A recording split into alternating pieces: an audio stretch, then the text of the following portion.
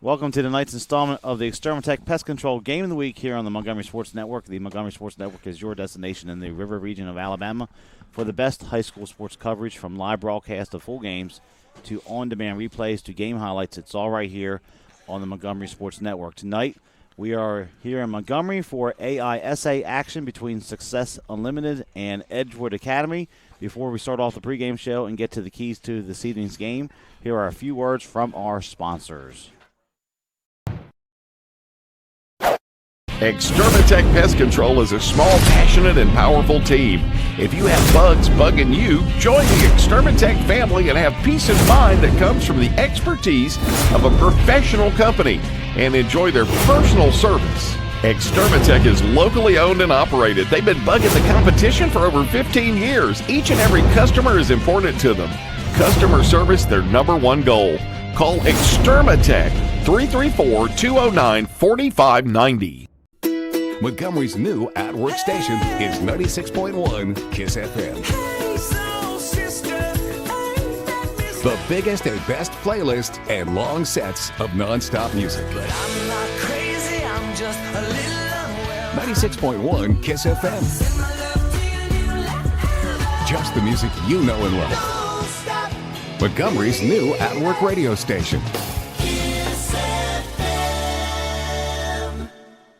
It was 1917. Charlie Chaplin appeared as the Little Tramp, Walt Disney graduated from high school, and Woodrow Wilson was reelected president. And in Montgomery, Chris's sold their very first hot dog. Move forward to the 1950s. Hank Williams was hanging out at Chris's. Up through the 70s and 80s, many stars and politicians discovered Montgomery's little secret.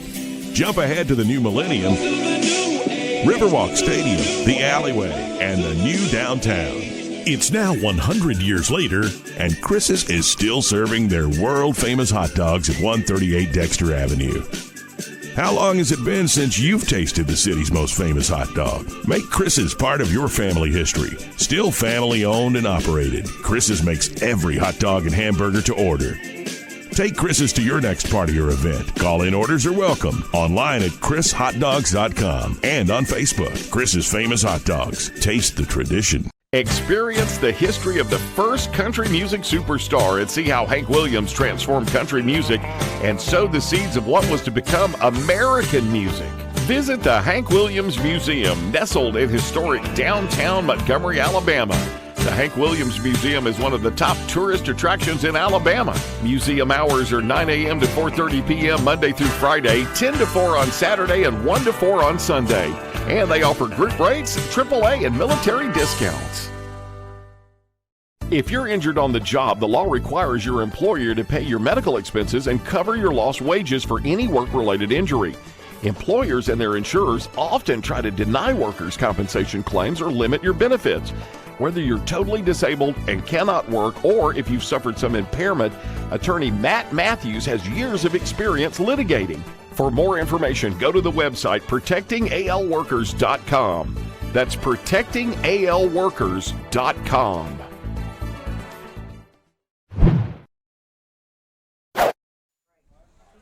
And welcome back to the Hank Williams Museum pregame show here on the Montgomery Sports Network. My name is Kane Young. I'm here with Daryl Dapprich. Daryl, we're here in Montgomery. We take a step into the AISA action tonight here for Week 10 for them. Yeah, kind of exciting, kind of different. I like the fact that, Montgomery Sports Network, we're here to support and promote high school football. And AISA has played some wonderful football over the years. They've had some real competitive teams, played championship level. We've seen some guys go on to the next level and make big contributions in college football from the AISA. So it's great to kind of step out tonight and bring our viewers and our listeners a different brand of football. And tonight we have Edgewood Academy making the trip down from Elmore County here to Troy Highway to take on a first-year program in Success Unlimited. Yeah, Success Unlimited has been in the Alabama Christian School Conference in all the other sports.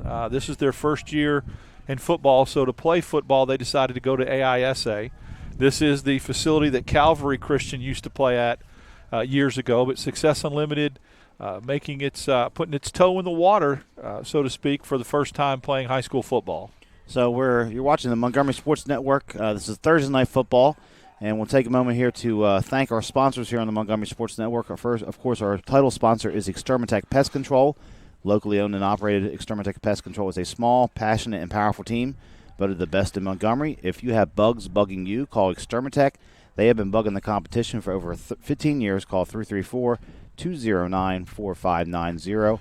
ProtectingALWorkers.com. Workers' compensation attorney Matt Matthews has many years of experience litigating workers' compensation cases in Alabama. If you are hurt on the job, he can help you get the benefits you deserve. Visit ProtectingALWorkers.com or call 334-721-4878. We'd also like to thank the Hank Williams Museum. This 6,000-square-foot museum is located at 118 Commerce Street in downtown Montgomery. You can take a step back in time and learn about the musical history and life of a Montgomery man who is known as the legendary singer Hank Williams. Browse the large gift shop. Groups are always welcome. Chris's Famous Hot Dogs. Chris's is celebrating its 101st year in business here in the capital city, located just down the street from the Capitol building at 138 Dexter Avenue. Chris's Famous Hot Dogs taste the tradition. Call orders in advance 334-265-6850. Mid-State Burglar Bars and Ironworks. Mid-State Burglar Bars and Ironworks is a local owned and operated business. They have been in business since 1985 and serve Montgomery and the surrounding counties. They build and install burglar bars, AC guards, storm doors, and more. Make sure to check out their decorative handrails. They are a work of art. Their philosophy is being honest, dependable, fair priced, and to treat each customer with respect. Call Mid-State 334-313-9015. And here's Darryl with the rest of our sponsors. American Oak & More, committed to offering exceptional furniture at affordable prices. American Oak & More's friendly staff will help you locate exactly what you're looking for, from patio, mattresses, dining, bedroom, living room, entertainment consoles, youth, occasional furniture, and more. Voted best in Montgomery. You don't pay with fake money, so don't settle for fake wood. Call 334-277-7793. La Zona Rosa Hillwood Mexican Cafe, located at 2838 Zelda Road, minutes from downtown Montgomery. They are one of the area's finest Mexican restaurants. From their great lunch selection and value to the tablecloth and candle evening atmosphere for dinner, La Zona Rosa has something for all. Dine-in or carry-outs available. Call 334-274-1153. Industrial Specialty Company Incorporated. Since its inception in 1974, ISCI has built an international reputation as a premier provider of high-quality precision machine parts and assemblies, custom designed and fabricated industrial equipment, fixturing, tooling, aluminum anodizing, and military spec painting. Virtually every operation necessary in creating a part is completed under one roof, enabling ISCI to control each project each step of the way. Their one-stop shop organization greatly simplifies client purchasing and significantly reduces cost and lead times of products. Visit their website, www.industrialspecialty.com, or call 334-277-2224 to learn more about ISCI. And we'd like to thank our media partners, the stations of Blue Water Broadcasting, News Talk 93.1, 96.1 KISS FM, 97.9 JAMS, Bama Country 98.9, Yo 100.5, Classic Country The Possum, 104.9 The Gump, and 107.1 The Vault. They are local folks helping local businesses. Call them today and let them help your business at 334-244-0961. We want to give a big thank you to all our sponsors. We couldn't do this without you. Please support them and tell them the Montgomery Sports Network sent you. So once again, we're just a little over 20 minutes from kickoff here. AISA Action Week 10, Edgewood Academy visiting Success Unlimited. We're going to take a quick time out here on the Hank Williams Museum pregame show, and we're back in just a moment with the keys to tonight's contest. Experience the history of the first country music superstar and see how Hank Williams transformed country music and sowed the seeds of what was to become American music. Visit the Hank Williams Museum, nestled in historic downtown Montgomery, Alabama. The Hank Williams Museum is one of the top tourist attractions in Alabama. Museum hours are 9 a.m. to 4:30 p.m. Monday through Friday, 10 to 4 on Saturday, and 1 to 4 on Sunday.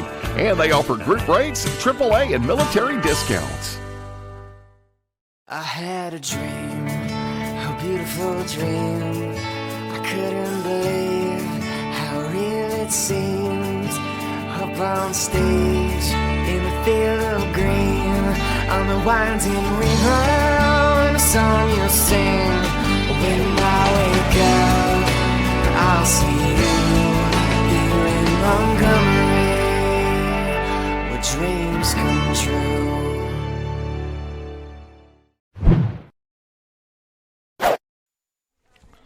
And welcome back to the Hank Williams Museum pregame show here on the Montgomery Sports Network. Edgewood Academy visiting Success Unlimited here in Montgomery tonight. We'll take a moment to remind you are watching the Montgomery Sports Network. Do not forget to go to our website, mymgmsports.com. You can watch our game live there. You can also find on-demand contests that we had earlier in the season. You can also go to YouTube and follow us search Montgomery Sports Network. And our games are there on demand also. We also have highlights there. You can go to Facebook, like our page, Montgomery Sports Network. We also post highlights there from throughout the season. And you can follow us on Twitter at MyMGMSports for the latest in social media update here on the Montgomery Sports Network. So tonight here on the Hank Williams Museum pregame show, we'll get to the keys to tonight's contest. We're going to start out with the visitors from up in Elmore County. Darryl, we'll start off with Get Up for Edgewood Academy. Yeah, they had the biggest game of the year last week for a variety of reasons. Number one, Autauga Academy is their biggest rival. Former coach Bobby Carr at Autauga Academy. And then on top of that, they were playing for the region championship. So you talk about all the emotion. And so I'm concerned. I want to see how they come back and get up for this game after a tough 61-3 loss to your rival for the region championship. Playing out of region here against a first-year program, can you get up for this game and do what you need to do to take care of business tonight? Yeah, Edgewood, they're still going to be in the playoffs regardless of what happens tonight, so it's a non-region game, as you stated. This is a program that's been tradition-rich for the last 15, 20 years. A lot of pride in that program coming out here into a not the most hostile environments this evening. It's going to be a little different atmosphere on Thursday night, so motivation obviously can be a factor in this contest. Yeah, you're going to have to get yourself up and ready to play tonight. There's no doubt about that. And second key for the night's evening, preparation. You want to use this game, Kane, as a opportunity to prepare for your playoffs. Edgewood has missed the playoffs the last 2 years. Arguably, like you mentioned, at the Alabama High School Athletic Association level or the AISA level, dynasty, juggernaut, used to winning state championship after state championship. And now you're back in familiar territory, back in the playoffs after 3 years. Try to use this game to work on things, to polish some things, to get prepared for the playoff run. And this is a program that at one time had a 70-game win streak when they were winning those state championships year after year down in Troy. So no stranger to success for Edgewood Academy. And the third one here, sloppy conditions. We have wind, we have rain, we have some chill in the air here in late October. Yeah, Edgewood likes to keep it on the ground. They've got a couple of good running backs in Caleb Varner and Tanner Potts. So the ground game is going to be key for both teams tonight. But because of the sloppy conditions, I can't imagine an air attack being very effective in these conditions tonight. And last week they really struggled to throw the football against the Autauga Academy. They really had a hard time in the football at all in that contest. So yeah, the yards rushing, the yards passing, total yards. It was tough. It was a tough night. And tonight, and that may be an opportunity. We talked about preparation. If the weather gets inclement in the playoffs, work on your passing game where you're going to have to throw it a little bit in this weather. And for the homestanding Success Unlimited Mustangs, the first-year program, as Darryl mentioned earlier, first key tonight for Success Unlimited about being wide-eyed. Anytime you step into the realm of high school football for the first time, it's a big thing. And then when you're playing a traditional power like Edgewood out of region, you just have to guard against the moment being too big. First-year program, you're getting used to just playing the game at the high school level, and now you're coming in and playing a traditional power. Success has to guard against that tonight and just play the game. It's football, just like they did from the time they played when they were Pee-wee football on up.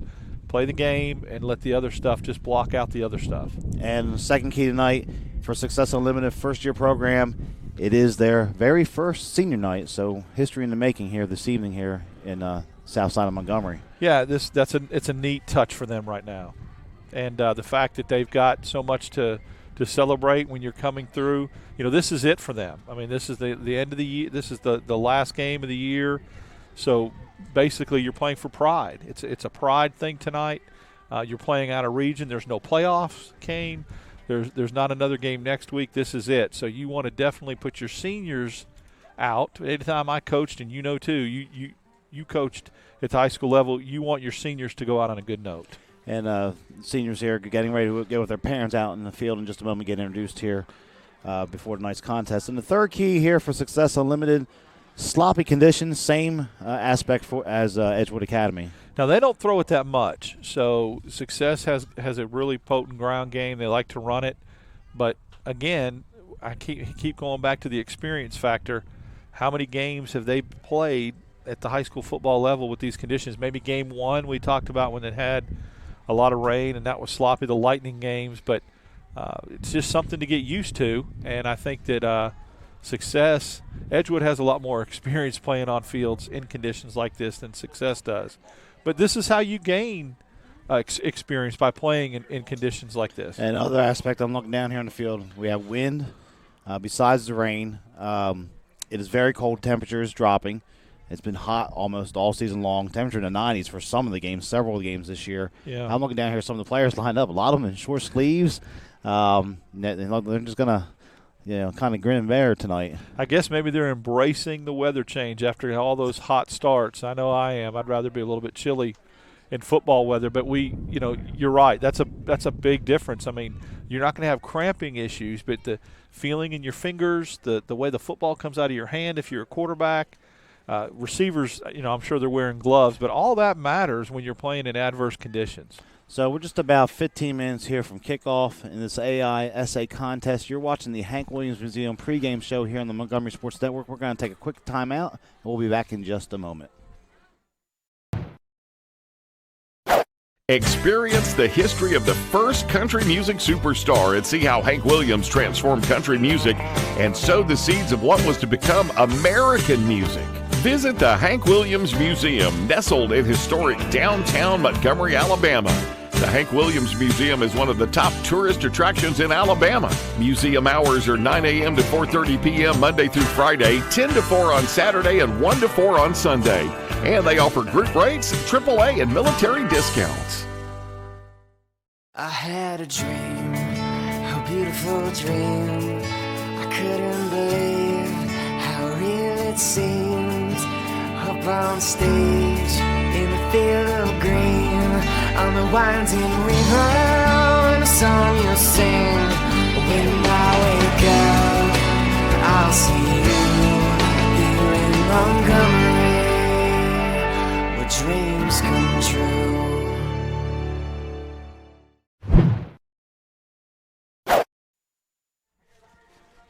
And welcome back here to Montgomery. We're located off Highway 231, Troy Highway, on the southeast side of Montgomery here at True Divine Baptist Church, where Success Unlimited plays their home games, hosting Edgewood Academy tonight.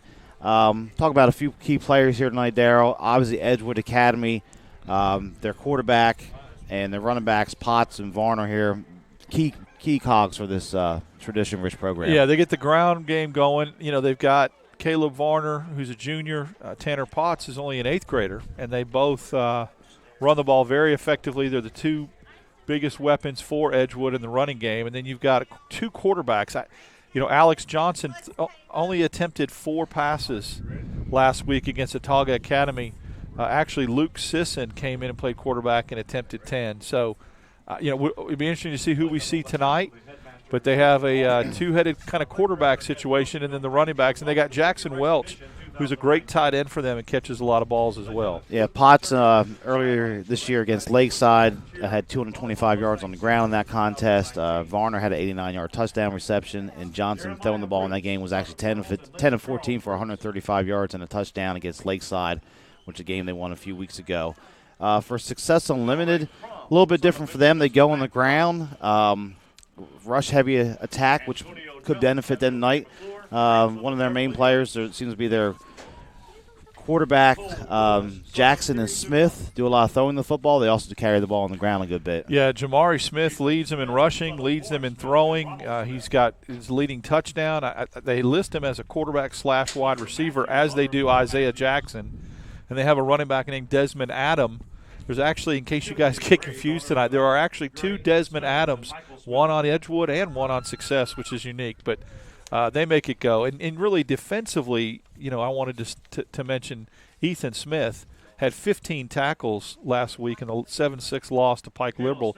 I think he's got 157 tackles on the year, which is unbelievable. A linebacker, he's a senior. So they really get it done through him from a linebacker standpoint. But a lot of different weapons, as you mentioned, Smith and Jackson. But Smith seems to be the go-to guy for them as far as everything that gets kind of runs through him when you look at the stats. And you talk about Ethan Smith, the linebacker. We come, you and I both from an age where teams ran the ball, wishbone, wing tee. It is hard for a linebacker to get that many tackles in high school football with all the passing that goes on and all the incompletions just on passes and so forth, or the ball's thrown to side and away from a linebacker position. 157 tackles in basically 9 games is so impressive. That's a great point. You get these spread offenses, these quarterback reads, that kind of thing. I mean, you're going sideline to sideline, and he had 15 tackles against Pike Liberal last week alone, and that's phenomenal. Those statistics really jumped out at me. So on the year for Success Unlimited, they come in here. Record overall just 2-7, but as you said, Darryl, first-year program, they got that big win in week 2. Against Pickens Academy, 26-8. Their other victory on the year was against Fort Dale out of Greenville, but they've had a lot of close losses. The Pike Liberal game, you said, 7-6. They fell in another game, 38-34, or 23-12 to Springwood. So they've had games that have been right there. You almost feel that as a new program, maybe a year or two down the road, those are games that are going to flip somewhere down the road for them. They will. In the 7-6 game, when they've only attempted 6 extra points all year, and I think they've made 1. So, the lack of a kicking game where maybe in that situation you can kick the extra point and tie it and go into overtime, that's where it really bites you. So, yeah, they're right there. And anytime you're building a first-year program, get a couple wins, and then you start to build that back up, get athletes through here, get used to the system. Try to develop a kicker. We've talked about that so often throughout the year. The teams that have kids that can kick, such a weapon. You get to the 30, you can get 3 points, and the extra points, not having to go for 2 every time. Big advantage. Yeah, we've seen several games come down to the wire on kicking game, field goal here on the Montgomery Sports Network throughout this 2018 campaign. As for Edgewood, they come in here tonight with a record of 6-3. They fell last week in a game against Autauga Academy. Autauga Academy, let's just face it, they are a powerhouse. They only have 1 loss on the year. Won a state championship recently. This is a program that was in dynasty mode for you college football PlayStation fans. They had it rolling there for a better part of the early part of this decade until the coaching change. And now first-year coach Darryl Free seems to have them on the right track here, back to the way that things are used to be done in terms of success for Edgewood. Yeah, I mean, they're back in the playoffs. And as we get ready for the prayer. So we'll take a moment here for the prayer and the national anthem. Dear Father in heaven, we come before you and thank you for every wonderful and marvelous blessing. We thank you for the opportunity we have for these 2 institutions of learning to participate in this event. We ask you to keep each one safe from harm. Dear Father, help us all, whether we're in the stands or on the field, to practice good sportsmanship. Dear Father, we thank you for the country in which we live, the blessings that we have, the opportunity we have to worship you if we wish. Go with us now in all that we do. In Jesus' name, amen.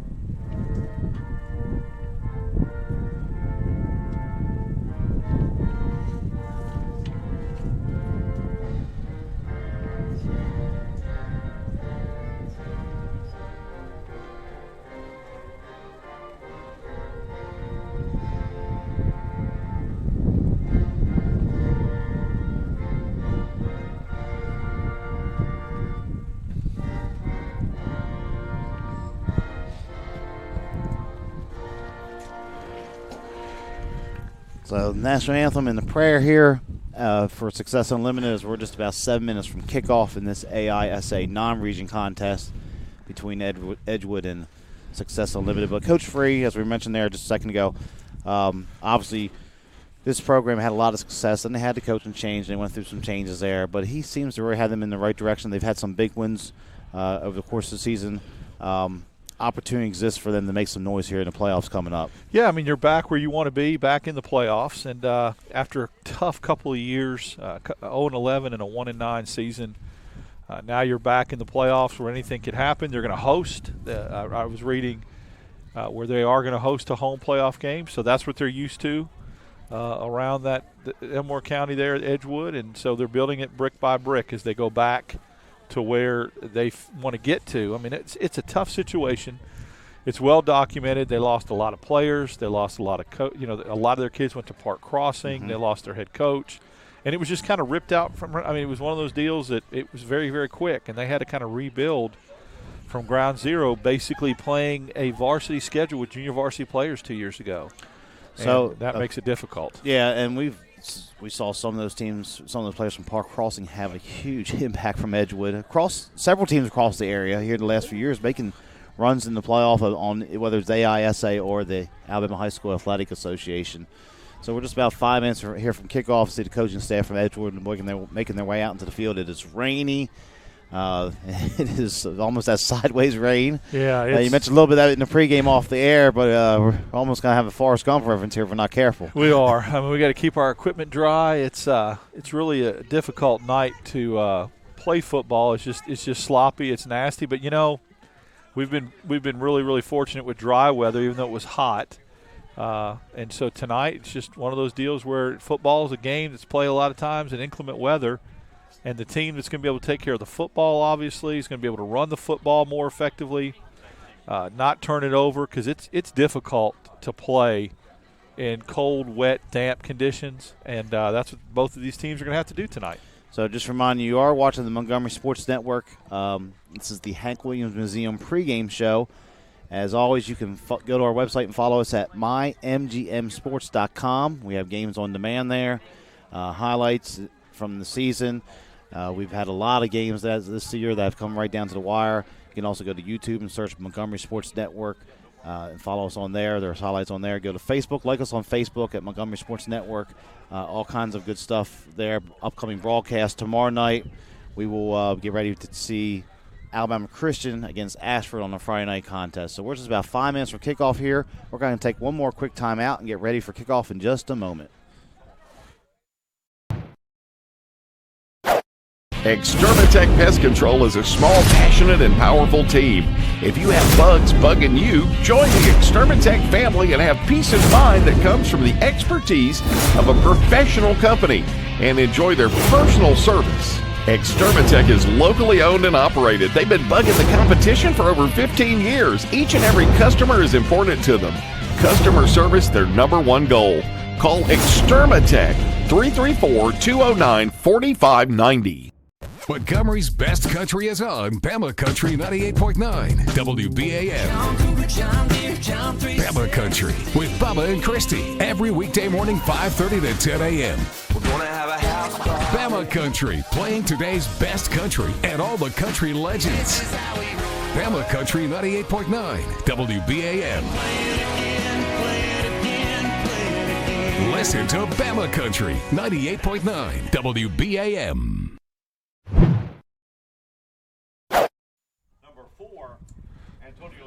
And welcome back here to the Montgomery Sports Network as we're getting ready to start. Just kick off just a few moments away. The captain's headed on out there to the field. Dara, I'm going to take a moment because I'm sure several of the players will come back and watch the game tonight. But for all these players that are here and they have family members here braving these elements, they need to go thank them tonight after the game or tomorrow morning when they get up and listen to the broadcast or watch a broadcast. Give them a big hug because they are some people out there that are troopers tonight here to watch some football. Absolutely. Kind of getting some reports. We may get a little break here, a little bit in the weather. We may get a little reprieve and have most of the first half rain-free. That'd be nice. But you're right. Sitting out in these conditions, it's just nasty. It's wet. It's cold. But they're here, and they're here supporting their Mustangs and here supporting their Wildcats. And that's what I guess in this scenario, Thursday night lights are all about. And tomorrow night on Montgomery Sports Network will be on the other side of town over on Warehouse Ferry Road as Alabama Christian will play host to Ashford in a winner-take-all matchup coming up for the playoffs. Winner will get in the playoffs. Loser will head back, and their season will conclude in Week 11. So a lot at stake there tomorrow night here on the Montgomery Sports Network. And then next Thursday we'll be in Verbena for Isabella and Verbena, a non-Region 1A matchup up in Chilton County. And then Friday night we'll be at Prattville Christian for their senior night in Week 11. Really getting around to different counties and really getting to see different. I love seeing different programs and the variety of this. And I'll tell you, tomorrow night's going to be big. We got some new friends at Montgomery Catholic that we made. Got my phone number. He's going to be texting us the score. One of the coaches there for Headland and Montgomery Catholic, because that's going to be a huge matchup. And of course, the game we're doing, winner take all. That's what you want. So Success Unlimited has won the toss, and they are going to receive the opening kickoff. Edgewood is actually going to kick into the wind here. So we'll have to see how that plays out. The wind is gusting out of the south and blowing to the north here down on Troy Highway, as we're just about a minute from kickoff in tonight's contest. Obviously, we've seen special teams be a big factor here throughout the year. Some teams very effective, other teams struggle in that area. As you mentioned before, Success Unlimited kicking game has been an issue this year a little bit. So it'll be interesting to see how Edgewood handles this kickoff here with the weather conditions. Yeah, there's got to be a strategy in there why they decided to do that, but we'll see Success with the ball right out of the gate and dynamic Jamari Smith. So we're getting ready to start off here. 1 minute to kick off. Success Unlimited heads out as rain continues to fall here on the southeast side of Montgomery. Cold night. It's been raining most of the morning and afternoon here. It stopped for a little bit this afternoon. It's picked back up here with just a steady drizzle. Almost more annoying, but for two teams that haven't faced those conditions all year, it's going to be a little bit different ride for them tonight. It's a little bit different ride for the broadcasters because we have not really had to deal with the rain on the outside so far, but we're getting some puddles here and some. I'd rather just go ahead and snow. That'd be awesome to watch to do a game in the snow this year. So last year, for those of you who follow Alabama high school football, the state championships on Tuscaloosa had snow for the one day of the game there in the afternoon for a couple of the games. So that's rather unique to see that happen here in Alabama, especially in December. It's just not the norm. But we're getting ready to kick things off here for Edgewood Academy. As they're resetting the clock at the moment here, the ball having a hard time. They're having a hard time keeping the ball on the tee, which is to be expected. Someone's going to probably have to hold that eventually. It just fell off again, so someone's going to have to hold that. Yeah, it's conditions already a factor. We haven't even kicked it off yet for each team. So now the one official heads on over there. They're going to try it again here, see if the third time is the charm. Looks like Anthony Peacock's going to kick it off for Edgewood, and back deep for Success. The deepest man is going to be number 3, Jamari Smith. They kick it on the ground here, and it's going to be played by the second line for Success. And nice coverage. The ball's already loose on the ground here to start the game, and Edgewood's recovered the opening kickoff. So already the Wildcats set up in good position. Yeah, that's the last thing in the world you want to do if your Success there is go ahead and fumble that kickoff. It was a squib kick. It was fielded cleanly. It was just actually fumbled on the return there. So one of the been unable to handle the football there for Success. So 1st and 10, he probably been better served just to fall on it instead of trying to make a play. It'll be 1st and 10 for Edgewood on the 24-yard line to get things started. And Alex Johnson is in at quarterback, Kane. So we'll get this contest underway here, see if Edgewood stays on the ground. Oh, Lowe's at snap rolling back there, and Johnson has to fall on it. 10-yard back loss on play. Looks like Trevor Rohde was the running back that time for Edgewood in the backfield. So loss of 10 already. The Elements 2 plays in here, and it's already a factor. Our number 3 key was right on. Sloppy conditions. You got a fumble on the kickoff and then a botched snap. First place from scrimmage for Edgewood. So it'll be 2nd down and about 20 here for the Wildcats as we're underway. 11:20 left here, first quarter. Still haven't had a real play from scrimmage. We had the fumble kick and then the low snap there on 1st down. As Edgewood will come out here with the slot back off to the right. They're going to hand this off ahead and breaking off into secondary, and a nice run there for Edgewood. He's going to take it all the way into the end zone for the touchdown. Looks like it's Colby Potts on the carry, so they changed numbers up on us already here from what we have on our roster. We'll go with the PA announcer there on the carry. Okay, so that's Potts with the carry there. Yeah, that's a great run by Potts. He broke 2 tackles, and then at that point he virtually went untouched into the end zone for Edgewood. So 34-yard touchdown run to get things started, and it is 6-0 Edgewood Academy on top quickly. And the extra point attempt here for the Wildcats. Looks like Peacock's on the attempt to kick. I get the snap and the spot down. The kick is up, and it's good. So just like that, Edgewood on the board quickly. It is Edgewood 7, Success Unlimited nothing. We'll be back in just a moment. Zona Rosa Hillwood Mexican Cafe, located on Zelda Road, minutes from downtown Montgomery, is one of the area's finest Mexican restaurants. From our great lunch selection and value to our tablecloth and candle evening atmosphere for dinner, La Zona Rosa has something to offer all connoisseurs of fine Mexican dining. Come on down today and enjoy some great Mexican.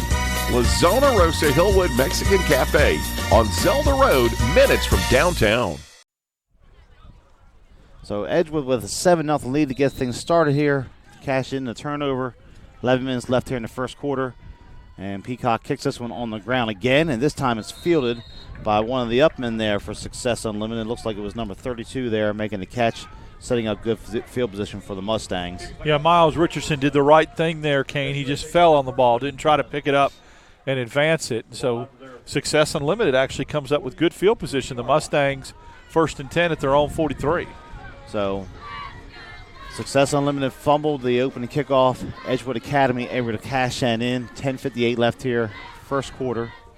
7-0 Wildcats lead it. As Success sending players in and out here, running players in and out here at the last second at the receiver position. As they'll come out with 2 receivers to the near side. And they're going to hand this off, and working his way there on the right side for a couple yards on the carry was Ethan Smith. He's going to pick up about 3 on first down. Nice little pickup on first down, and of course, you know, you're going to just try to run the football in these conditions. And Smith, one of the better running backs for Success Unlimited. So it'll be 2nd down and 7, 10.5 left here. First quarter. For the Mustangs, 2nd and 7 on their own 46. This time they're going to hand it off and working his way to the near side here and twisting around in the backfield, trying to make something happen is number 4, Antonio Jones. And it's going to be a huge loss on the play after all that dancing around. Had the hole, just the gap between the center and the guard, decided to bounce it outside Kane. And when he did, there was just nowhere to go. Edgewood sniffed that out. So it'll be a loss of 10 on the play to bring up 3rd down and 17 as we go under 10 minutes left here in the first quarter. And this is where it gets really difficult because you're in an obvious passing situation, and are you going to be able to throw it in these conditions? So Jamari Smith looking to throw. He's looking on the wheel route out here. He's looking for number 11 He's looking for Isaiah Jackson. Goes incomplete, and that'll bring up 4th down for Success Unlimited. Actually had him. That wasn't a bad pass. I think Jackson kind of cut his route up a little bit early, but Success now in an obvious punting situation. So 9:36 left here, first quarter, and Success Unlimited with a 3 and out, and they're going to be forced to punt. And Edgewood Academy doesn't have anybody back deep yet, keeping their defense on the field for the moment. And now they're going to march. I believe that is Varner going back deep for the Wildcats. Caleb Varner, punt returner. Had a big return the other week. It's a high snap. Nice job there by the Success Unlimited to corral it. And that's going to roll way back there, but still going to be able to be returned here And Varner makes a nice move, finally forced out of bounds near the 22-yard line where it'd be 1st and 10 for Edgewood Academy. Really nice punt that time. Flipped field position, got the bounce. Varner had no choice but to field it because it would have kept rolling Kane inside the 10. So 9:23 left here, first quarter. Edgewood Academy 7, Success Unlimited nothing as the Wildcats come back out here. We talked about in the pregame what was the motivation going to be. Edgewood out of the gate here pretty quick to start things off. Yeah, they're looking to get things right for the playoffs, to work on some things, execution, polishing some things up. So Johnson, the quarterback. Potts is the running back here on 1st and 10. Potts gets it, tries to bounce it outside, escapes one tackle, and going to be dropped in the backfield for a loss there of about 3 or 4 yards on the play. Good job that time by the Success Unlimited, the Mustang defense. They did not let Potts get away from the initial penetration, and as he bounced it outside Kane, there was a host of Mustangs that brought him down on the loss. Looked like Tevin Massey made the initial contact there. So here it is, 2nd down and 13 for the Wildcats. They're going to put this one up in the air. They're going to try to hit the Potts. There's a whistle, though, and the play is going to be blown dead from the far side official. I'll have to wait on the call. Even the officials have their jackets on tonight. Yeah. It is dead ball, false start against Edgewood Academy, so march it back 5 yards. And they'll bring up about 2nd down and 18. Success doing a good job coming out of the gate, putting them in predictable situations. Edgewood will have to put the ball up here. And for the moment, looks like the rain temporarily has stopped, although the wind is still picked up, which is good news for us as the rain stops. Potts gets the handoff, works his way to the right side, finds some room, breaks a tackle at the 25, falls forward to the 29. So a nice pickup there. Going to bring up a 3rd down and about a manageable 7 here for Edgewood. Ethan Smith on the tackle, and I'm sure we'll hear that a lot tonight as we talked about him in the pregame, what a great defensive player he is. But Success has got to do a little better job right at the line of scrimmage, the point of attack, Kane. They had Potts. They let him slip through, get to the next level before anyone laid a hand on him. So last play gains 10, bringing up 3rd down and about 4 for the Wildcats. They'll stay in this pistol set. 2 receivers to the near side here. Potts gets the handoff. He's hit. He's spun around and going to be dropped that time by number 10, Matthew Perkins. A nice play. That's a great play by Perkins. He wrapped up that time, did not let Potts bounce out, and it looks like Edgewood is going to punt. So great job by the Mustang defense after giving up that touchdown, getting a 3 and out. So punting situation here, going back deep, is Jamari Smith for Success Unlimited. And doing the kicking here for Edgewood, it looks like number 5. And that is going to be Cam Burleson doing the punting. Burleson's kick is away. Not going to be fielded. And it's going to take a nice roll for Edgewood. They just touched a little bit early there, but it'll be 1st and 10 for Success Unlimited. So a nice stand by the defense there. Didn't have any points scored on that, or they did have the points scored on the first drive, but they were to rebound there with the stop on the second possession for Edgewood. Yeah, good job. And now the directive is come out and get a little something offensively moving with either the running game or the short passing game for the Mustangs. Jamari Smith, they're all Mr. Everything, kind of get this offense rolling for the Mustangs. So 1st and 10 for the Mustangs. They're going to be on their own 37-yard line. 6:59 left here, first quarter. As they'll come out in the traditional spread look here for the Mustangs. Smith is going to pull it, bring it this side, has some room across the 40. He meanders his way out to midfield before he's finally dropped, but he's going to have 12 yards and a 1st down here for Success Unlimited. There is a marker down on the field, and it's holding, a preliminary indication holding against Success, so that's unfortunate. Great run that time by Smith, gets negated on the holding penalty. So they're going to mark that back. It'll be a spot foul.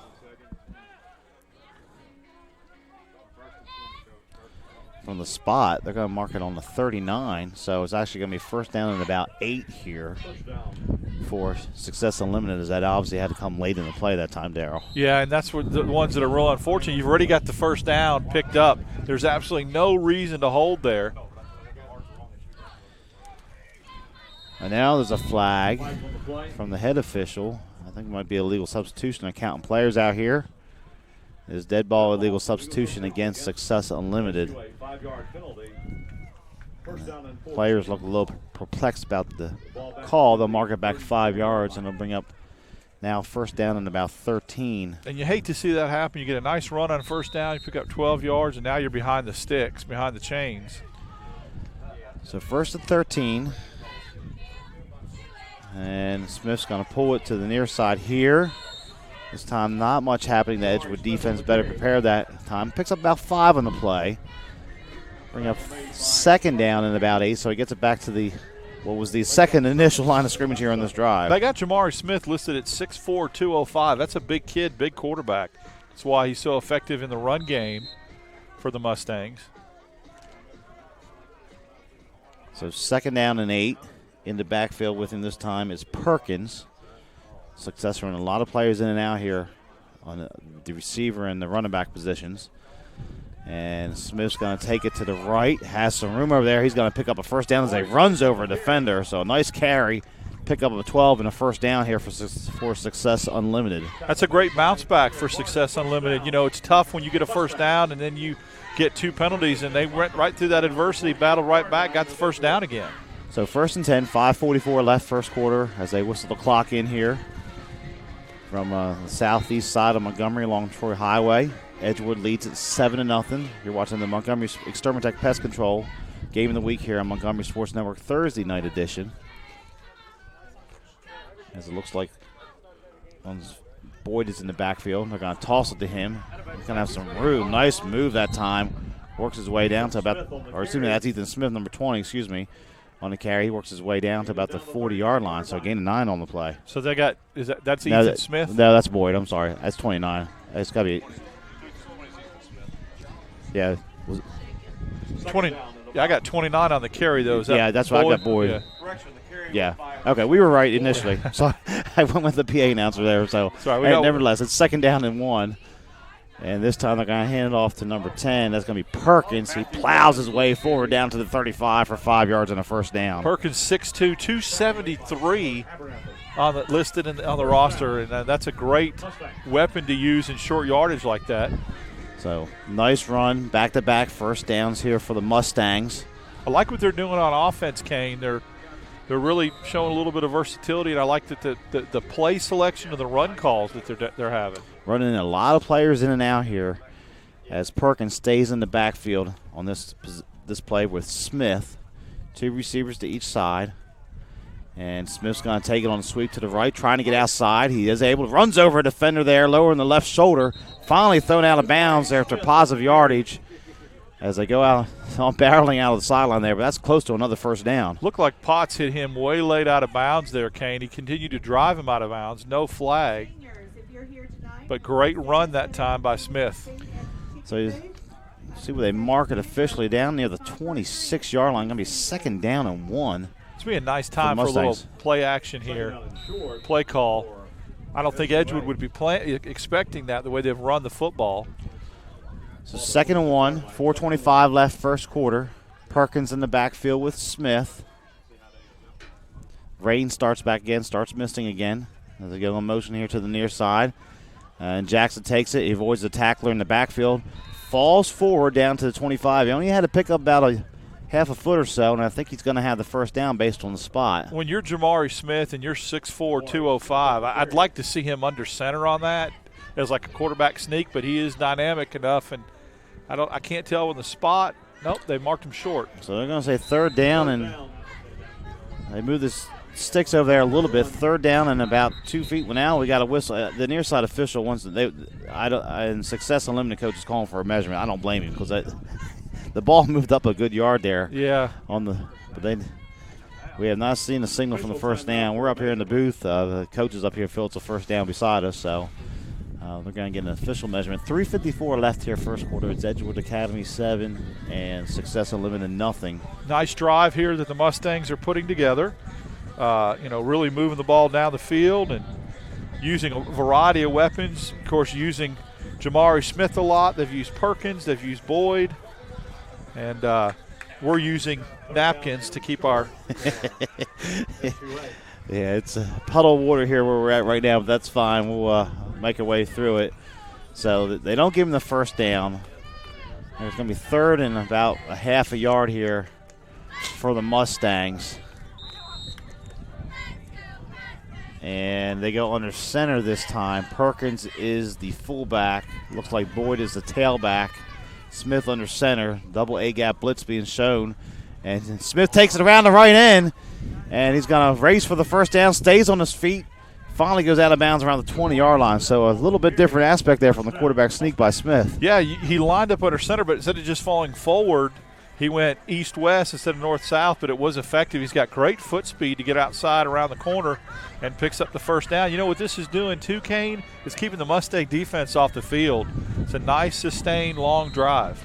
You may hear the wind in the background. Picks up. They go back to the I formation here on 1st and 10. It's going to be a toss back here to the near side. That's going to be Boyd, and he's dragged down in the backfield for a big loss on the play. Well, you know you're in 4-down territory right here if you're the Mustangs, so you've got to try to combat that loss on first down as Potts, who's going both ways, makes the play for Edgewood. So loss of a couple yards on the play. There is a flag on the play. It's a illegal procedure penalty against Success Unlimited declined by Edgewood. They'll take the loss on the play. So they mark it back here to about the 23-yard line. So they're going to be second down and about 15 here for the Mustangs. See if they've got any kind of screen pass or swing pass in their offensive playbook here. Be a good time to call that. Credit to the Success Unlimited coaching staff. They get a lot of players in and out of the game, keeps the morale of the players up there. Now guys running in and out here all game, getting some reps here on 2nd and 15. 3:05 left, first quarter. Clock is continuing to move. Smith calls his signal. We don't have a play clock, and that's going to be a delay game. I was wondering how long it was taking.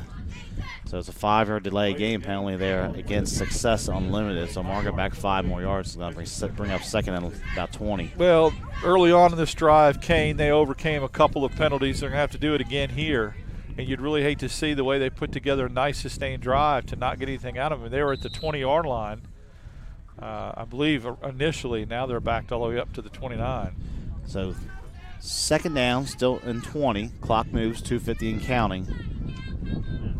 And Smith's going to put this one up in the air. He pump fakes. He throws late over the middle. And a nice catch there by number 5, Robert Willis. And he is down near the goal line. And he's in for the touchdown. What a great play by Robert Willis. It looked like Jamari Smith threw that ball a little bit late, Kane, but Willis kind of tipped that to himself. Then he spun and got the 5 yards into the end zone. Great drive by the Mustangs. Great answer to Edgewood. So they overcome the 2nd and distance penalties twice, and it's now 7-6. And as you mentioned in the pregame show, kicking has been a problem this year for the Mustangs, so it looks like they're going to go for 2 and move the football to the far side hash here with 2:34 left in the first quarter. You know, and that's the thing that kind of hurts you. You have an opportunity to tie it. Now, of course, if you get the 2-point conversion, you take the lead, but the statistics say you make a lot less 2-point conversions than you do point after touchdown. So Perkins offset to the left of Smith. As Smith does a nice job corralling the snap, rolling to the left here. Looks like it's a run all the way. He's going to lower the shoulder. He dives in. He's in on the left side for the 2-point conversion for the Mustangs, and they take the lead 8-7. You talk about doing something completely on your own. From the way he even handled the snap, Kane, to just grab that with one hand, and then he comes completely on the other end of the field and does it all by himself, and Success Unlimited takes the lead, 8-7. So 2:34 left first quarter. We'll keep it right here because they're getting lined up for the kickoff pretty quickly, which is fine by me. But 2:34 left. Success Unlimited answers the early score by Edgewood Academy, and the Mustangs take the lead 8-7 here on the Wildcats. But that drive started back on their own 37-yard line. They had 2 penalties, got a first down. Then they drove to about the 19-yard line, had 2 more penalties, 2nd and 20, and they were able to find the end zone. Yeah, and that play by Willis was so big on the touchdown catch. I mean, they were 1st and 20 and decided to put it up. Give Jamari Smith and that offense credit, though. They did what they had to do, and great answer for the Mustangs. So number 11, Isaiah Jackson, going to kick it off here for the Mustangs. They're going to onside kick it here, and it didn't go 10 yards. It was touched before it went 10 yards there by Success Unlimited. So an opportunity existed there to get the football back. And unfortunately for the Mustangs, they hit it a little bit early. So it'll be 1st and 10 here for Edgewood Academy as they get good field position again. Yeah, they would have had that onside kick had it gone 10 yards because no one was around for Edgewood. And how big would that have been for the Mustangs to come back after scoring a touchdown and get the ball back again? So it'll be 1st and 10 for the Wildcats. They'll get the ball in Mustang territory at about the 49-yard line. Kane, do you think it was about 2 yards short from being legal? Yes. That was close. It was close, yeah. I mean, if he crosses the 50 there. He could have let it go one more second. He was anxious to get the football, but the line had gone back. Yeah. So there was no doubt he was going to recover the football for Success Unlimited. But nevertheless, it's 1st and 10 here at the 49. This time, traditional spread look. 2 receivers to each side for the Wildcats.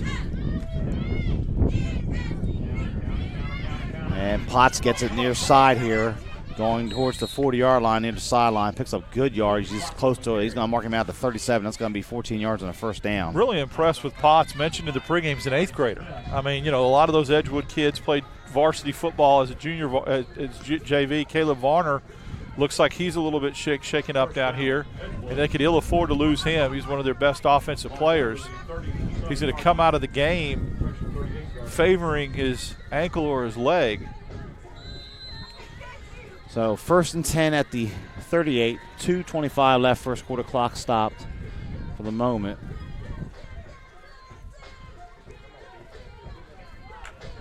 As Edgewood will come out here, pistol set again. 4-man front for the Mustangs. And they're going to run the counter back to the near side here. Potts tiptoeing along the sideline, picks about 5, maybe 6 on the play before he's knocked out of bounds. Yeah, he gets the corner really quick, Potts does, and that was a good little misdirection play call there as they get the ball outside. New quarterback in, Sisson in for Edgewood. Well, now Johnson comes back in. They're running a lot of players in out here, but it is an opportunity for them to work on things here with the playoffs coming up. Yep. So 2nd down, we'll call it 5. Last play picked up 5 for Potts. 2:14 left as the clock is stopped as the runner went out of bounds. Johnson, again, pistol set. This time they split the 2 receivers wide to the left. And they're going to run a little reverse here. This time it's going to be number 24 in the carry. That's Abernathy. He's going to have the 1st down as it goes out of bounds near about the 25-yard line. It's a tough play right there to defend if you haven't seen it the whole game. And they're running everything to the right side, run the backside reverse there. The whole flow of the Success Unlimited defense was coming this direction.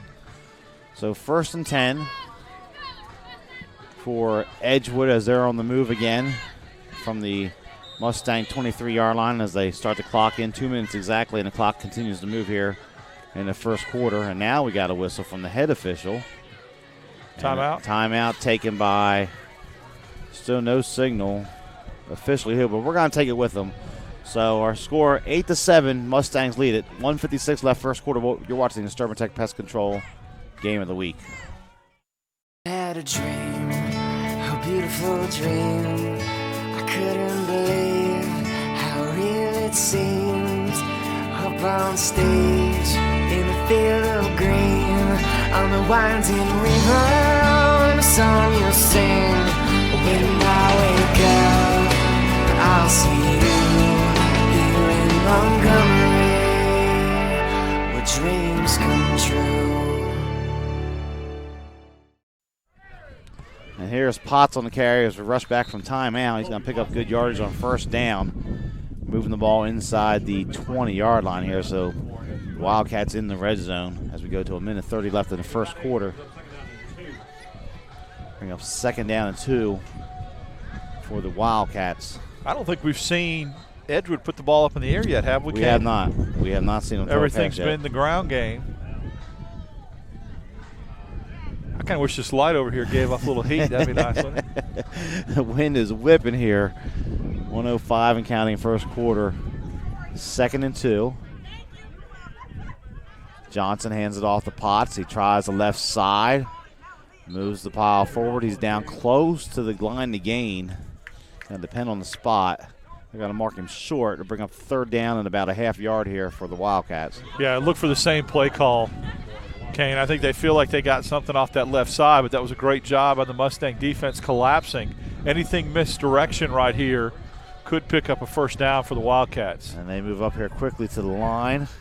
Potts gets it, tries the right side. He's hitting the backfield and dropped by the Mustang defense and making the play there. Number 10, Perkins, coming through, knocking him down. Great job by Perkins. He's made a couple nice defensive plays tonight and gets in, shoots into the backfield, and knocks Potts down. So 4th down and about 6. That should be the last play of the first quarter here.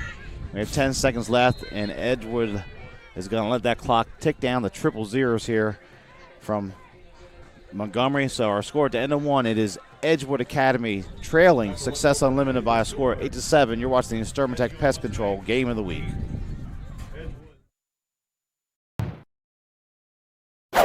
Extermatech Pest Control is a small, passionate, and powerful team. If you have bugs bugging you, join the Extermatech family and have peace of mind that comes from the expertise of a professional company and enjoy their personal service. Extermatech is locally owned and operated. They've been bugging the competition for over 15 years. Each and every customer is important to them. Customer service, their number one goal. Call Extermatech 334-209-4590. Montgomery's best country is on Bama Country 98.9 WBAM. Bama Country with Bubba and Christy every weekday morning 5:30 to 10 a.m. We're gonna have a house party. Bama Country playing today's best country and all the country legends. Bama Country 98.9 WBAM. Listen to Bama Country 98.9 WBAM. And welcome back here to the Montgomery Sports Network Extermatech Pest Control Game of the Week Thursday Night Lights. And my name is Kane Young. I'm here with Darryl Dabrich. So Success Unlimited making some plays here in the early going. They had the 8-7 lead for the moment over Edgewood Academy as we have a 4th down and 6 coming up for the Wildcats. If you're Coach Granger, you got to be thrilled by the way this Mustang team has come out in the first quarter. I mean, taking the lead 8-7, made some stops on defense. That was a big play. And we've yet to see Edgewood put the ball in the air. They're going to have to eventually at some point in this game, Kane, I think, to move the ball. So it is 4th down and 6 coming up here for Edgewood Academy as we'll get this second quarter underway.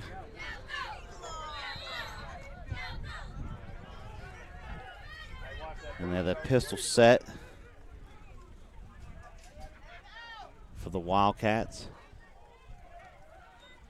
They're going to look to throw it out there on the far side, and a nice job by the Success defense making a play over there, lowering the boom for the Mustangs. Number 5, Robert Willis, the man who scored a touchdown, making the play on defense, calls him turnover on downs. Great closing speed that time by Willis. Now, that ball was in the air, I think, just way too long, Kane. I mean, they hung Varner out to dry. By the time he caught the ball, Willis was in his pocket. So, great defensive stand by the Mustangs. So Success Unlimited gets the football back. They have the 1-point cushion for the moment, 8-7 over Edgewood as we get this second quarter underway here. Just one play in so far. And Jamari Smith at quarterback, Boyd, his running back. And Boyd's going to take the handoff.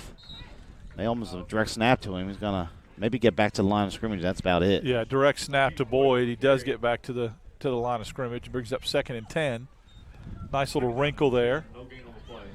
So Jamari Smith, the quarterback here. We're in the booth here talking to the coaches. Coaches said he's a big-time basketball recruit, the junior quarterback. So, and based on his footwork so far, you can see how that translates onto the court. Yeah, absolutely. So 2nd and we'll call it 10 again here. This time Perkins in the backfield with Smith. Going to motion to the near side here with Jackson.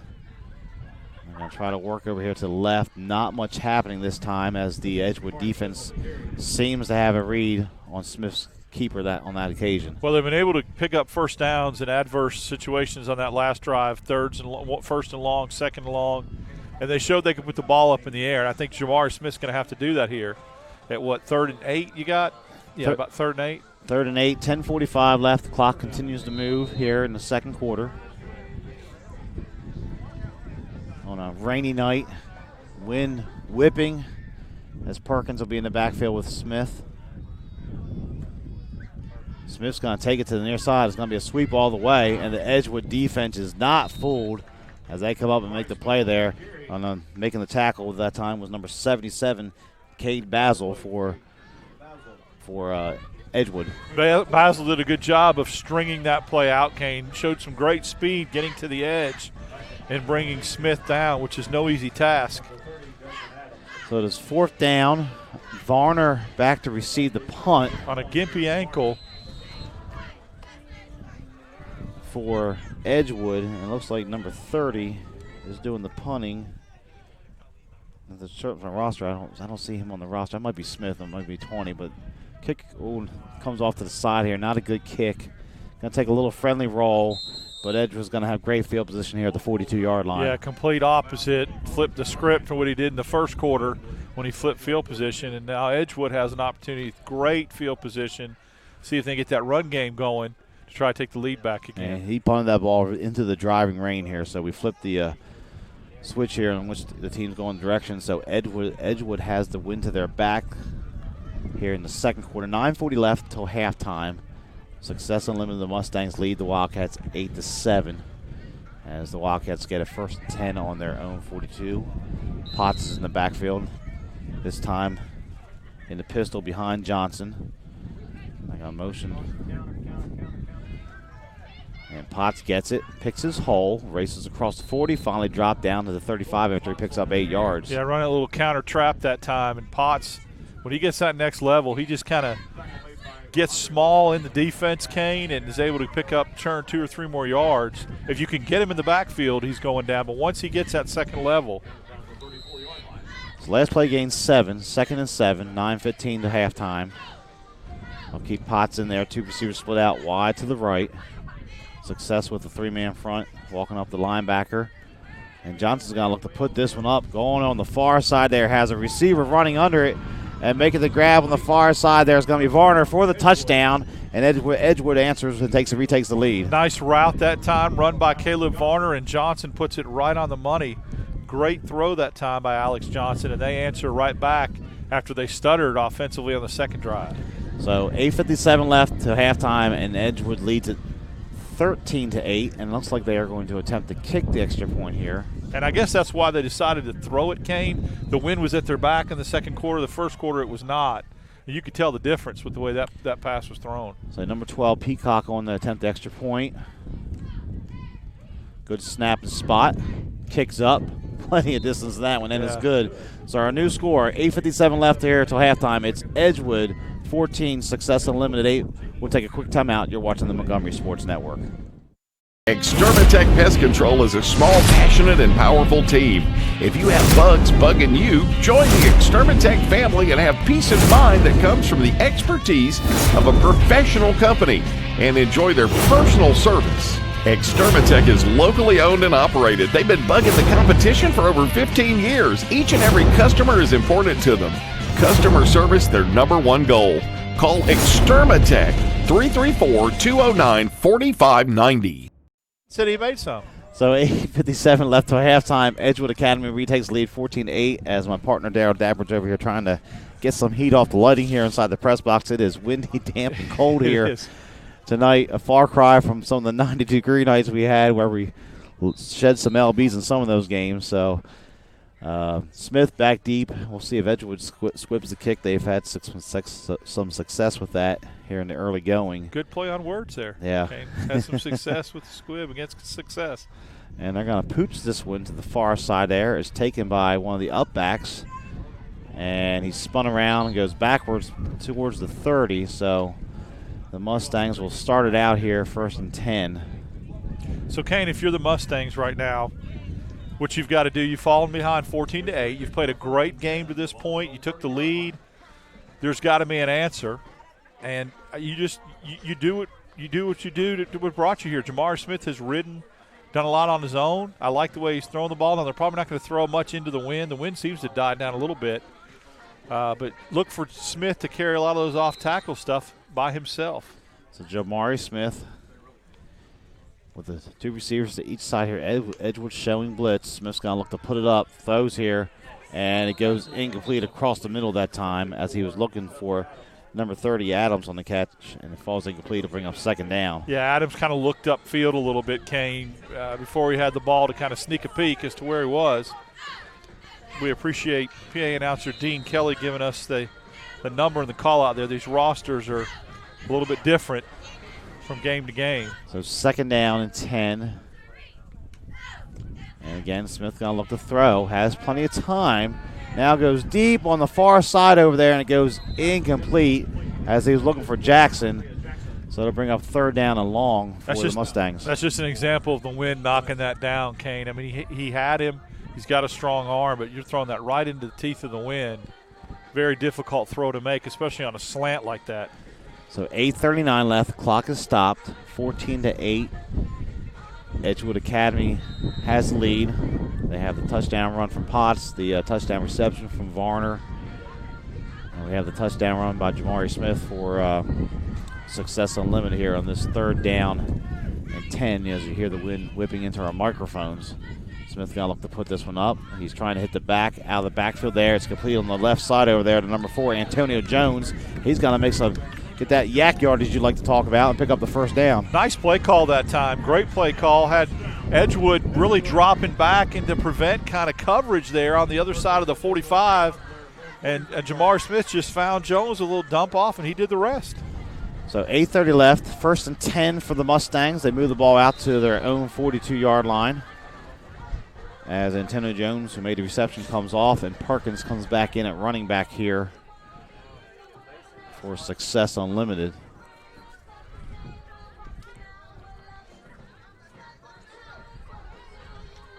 Jackson looking to throw it again. Has plenty of time.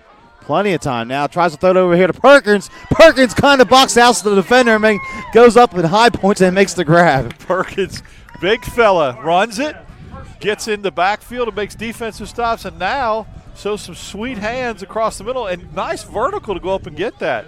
So 15 yards and a first down for Success Unlimited as they move into Wildcat territory at the 44-yard line. Smith put that ball, though, the only place that Perkins can get it, and that was a good throw. And what about the line, the protection here? The last couple throws, he's had all day to throw the football. He really has.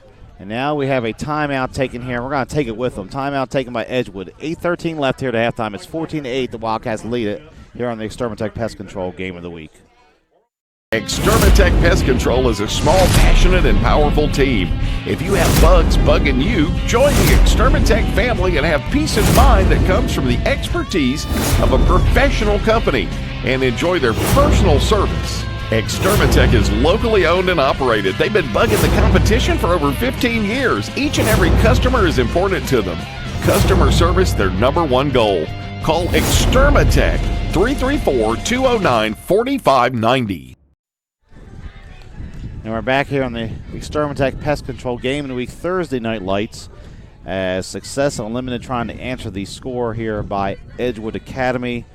And some good play calling here in this drive from Success Unlimited. Yeah, I like the isolation with Perkins. I mean, he's going to be very difficult to get the ball away from. If he uses his body as a shield like that, you're not going to get through him and knock that down. So that was nice. I like the screen call to Jones on 3rd and 10.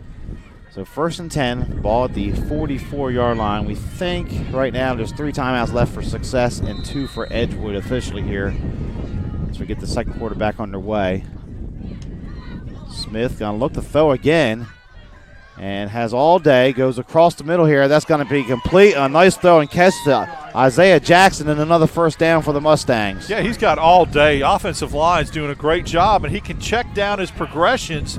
He looked down the sideline on a wheel route. He did a little pump and go. He looked to the back out of the backfield and then found Jackson on the slant. 3 different reads that time by Smith. So the play picks up 19 and a first down here for the Mustang. 8 minutes left exactly as the clock continues to move here in the second quarter. As number 4, Jones, is in the backfield this time. It's going to be another pass here. Looking, has all day. He has Jones over there. He didn't see him. He throws it late, and it's called over here on the near side. And that's going to be a first down pass to Adams. And he's going to have it out of bounds down near the 11-yard line. It's going to be another first down for the Mustangs. Tell you what, I was completely wrong about them putting the ball up in the air against the wind. He has a variety of receivers he could go to. Good route tree, all day to throw. He can just sit back there and pick a receiver. So that is 7 consecutive passes here for the Mustangs on this drive. As they have 1st and 10 at about the 11. They can get another first down if they need to. This time Perkins is in the backfield. They're going to put it up in the air again. Smith looking all day to throw the football. This is like Tua Tagovailoa time. No rush at all. Edgewood's just kind of content to let him stand there. Has all day. Smith looks left. He could probably take off and run if he wants to. Now tries to dump it late in the end zone. And it's got to be called over there for a touchdown that time. I have watched football for 45 years, and I have never in my life seen a quarterback with that much time. I was thinking it was 1 Mississippi, 2 Mississippi. I have never seen that. And for those watching at home, that's when you want to hit rewind on. I mean, he had it's Friday already. Robert Willis with his second touchdown reception of the night. And we're tied here at 14. I mean, have you ever seen a quarterback? No, I have not. Never. I've not. watched football, Nerf football, playground football. I've never seen a quarterback with that much time to throw the ball. So Edgewood, or excuse me, Success is going to go for 2 here. We'll see if they put it up again. So they are. Smith looks, comes back to the right, and there's a flag. That's going to be a holding penalty, and he's just going to go to the ground here and take the sack. So our new score, 7:13 left here to halftime. We're all knotted at 14 here on the Thermatech Pest Control Game of the Week. You're watching the Montgomery Sports Network. If you're injured on the job, the law requires your employer to pay your medical expenses and cover your lost wages for any work-related injury. Employers and their insurers often try to deny workers' compensation claims or limit your benefits. Whether you're totally disabled and cannot work, or if you've suffered some impairment, attorney Matt Matthews has years of experience litigating. For more information, go to the website protectingalworkers.com. That's protectingalworkers.com. So Robert Willis with his second touchdown reception of the night ties the game at 14. That time was from 11 yards out. And Success Unlimited answering the score here from Edgewood here in the second quarter. Trend continues with the good quality football games we get. Close matchups. We're tied now with 7:13 left in the half. So kickoff coming again. We saw the onside last time. They're going to put this one up in the air. And we take it. Oh, it's fumbled by one of the up receivers here. The ball is loose. And a nice job here, coverage by Success Unlimited. And again, Willis making the tackle for the Mustangs. He's all over the field. Abernathy's lucky that time because that ball could have easily been pounced on by Willis, and he is. And a lot of these kids, you'll see him go both ways. And at least the one thing, heat fatigue's not going to be a factor tonight. No cramps. You're not going to get tired. I mean, you do have to stay warm, as you notice that Smith is doing here on the sidelines at the 40-yard line. So it'll be 1st and 10 for the Wildcats. And it looks like Potts is going to stay in the backfield. This time they have a blocking back there with him. They're going to move him up in motion. Johnson's going to hand off to Potts. He's going to work the right side there, trying to bounce it outside. Finally stood up near the 30-yard line. Picks up about 3 or 4 yards on the play, and that's about it. I think they blew it dead. The ball did come loose, but they blew it dead. Potts was down. Forward progress stopped. 6:45 and counting here in the second quarter. Play officially gained 4, so it'll bring up 2nd and 6. But it's been a steady diet of running the ball here for Edgewood. Other than the touchdown pass to Varner, it's been all on the ground pretty much. Yeah, and I mean, this is the time. They got Johnson split out now, and Sisson in at quarterback. So Sisson. Or actually, Varner's in the Wildcat. Varner's going to take it, come to the near side. Fakes the handoff, trying to get the corner here. Hesitates for a moment and is slung down there by number 11, Isaiah Jackson. Stopped him short of the first down, it looks like. Or now check it there. Well, I say that. They need a measurement. It's on the far side. It's going to be 3rd down and about 1. But a nice tackle by Jackson in the open field. Jackson made sure that Varner wasn't going to be able to fall forward, because if he had, Kane, he would have picked up the first down. Well, now they're going to signal. They're going to move the chains and signal 1st down. So they had 3rd on the down marker there. They're going to give them the 1st down. No measurement needed. So So they'll spot it officially at the 34 for the Wildcats. As Johnson goes back to the quarterback position, Potts lines up behind him. Potts gets it this time, and it's Perkins throwing him to the ground in the backfield. A big play for the Mustangs. He is rapidly becoming one of my favorite players that we've called for this year. He is doing it all, Mr. Perkins, in the backfield, tight end, reception, running back. They had him at fullback. He got 6 yards, and he is a force. We talked about his size. It was a 6'4", 273. So loss of 4 in the play, 5:15 to halftime. It'll bring up 2nd and 14 for the Wildcats. Split out 2 receivers to the far left out there. They're going to run the reverse again here. Again, sir. And Perkins again. Perkins is all over the field here. He had a read on that one. It's another tackle for a loss for the Mustangs. The athleticism is very impressive because obviously he's playing offense. You know he's got some athleticism, but he is so quick off the ball in the backfield, and he is really just a one-man wrecking ball right now. So they try that end-around reverse, loss about 8 on the play for Abernathy, and now it is 3rd down and about Wetumpka here for Edgewood. They got to go about 25 yards here on this 3rd down, 4:30 and counting the halftime for the Wildcats. Potts stays behind the formation. They're going to put it up in the air. Johnson looking. Has some time. Now he steps up and he goes down on the ground at the 20. He felt the pressure. It's going to be a loss on the play and a punting situation for Edgewood Academy. It's where the field conditions come up to bite you there. He looks like he would have had some separation, but he goes down, and what a great job by the Mustang defense. They have an opportunity now to get the ball before the half, and I believe they do get the ball. No, Edgewood gets the ball to start the second half. So 4th down and about 30 here. Punting situation. Peacock comes on to punt it. Couple of men back deep here. Looks like Jackson, one of the deep return men here for. Oh, they almost blocked that punt. Not going to be returnable. It's going to drop dead. Great field position here for the Mustangs on the Edgewood 47-yard line with 3.5 to halftime. Isaiah Jackson almost kicked that ball, Kane. He was walking by. He's got to be very careful. He almost nudged it with his foot. But Success will have great field position, have an opportunity for Jamar Smith to get something going again. So let's talk about that pass rush. We were discussing off air, as you picked up on something here with the pass rush for Edgewood Academy and all the time that Smith has to throw the football. Well, what's happening is they're afraid to rush upfield, Kane. They're afraid to go upfield, and if they do that, they feel like that'll spring Smith loose, and he'll get to the next level. So Perkins in the back. Here comes a blitz. Smith takes it himself. He gets to the second level, runs over the safety. Going to have the 1st down inside the 40-yard line, it looks like, here on the carry. 6'4", 205, your quarterback. That's exactly what you want to see. Lower your shoulder. Perkins comes off the field, and I don't blame him. He has played a lot. Oh, he's got to get his towel. They got marking officially a gain of 9. So it'll be 2nd and 1. Well, now the head official walks up there again. They're having a discussion.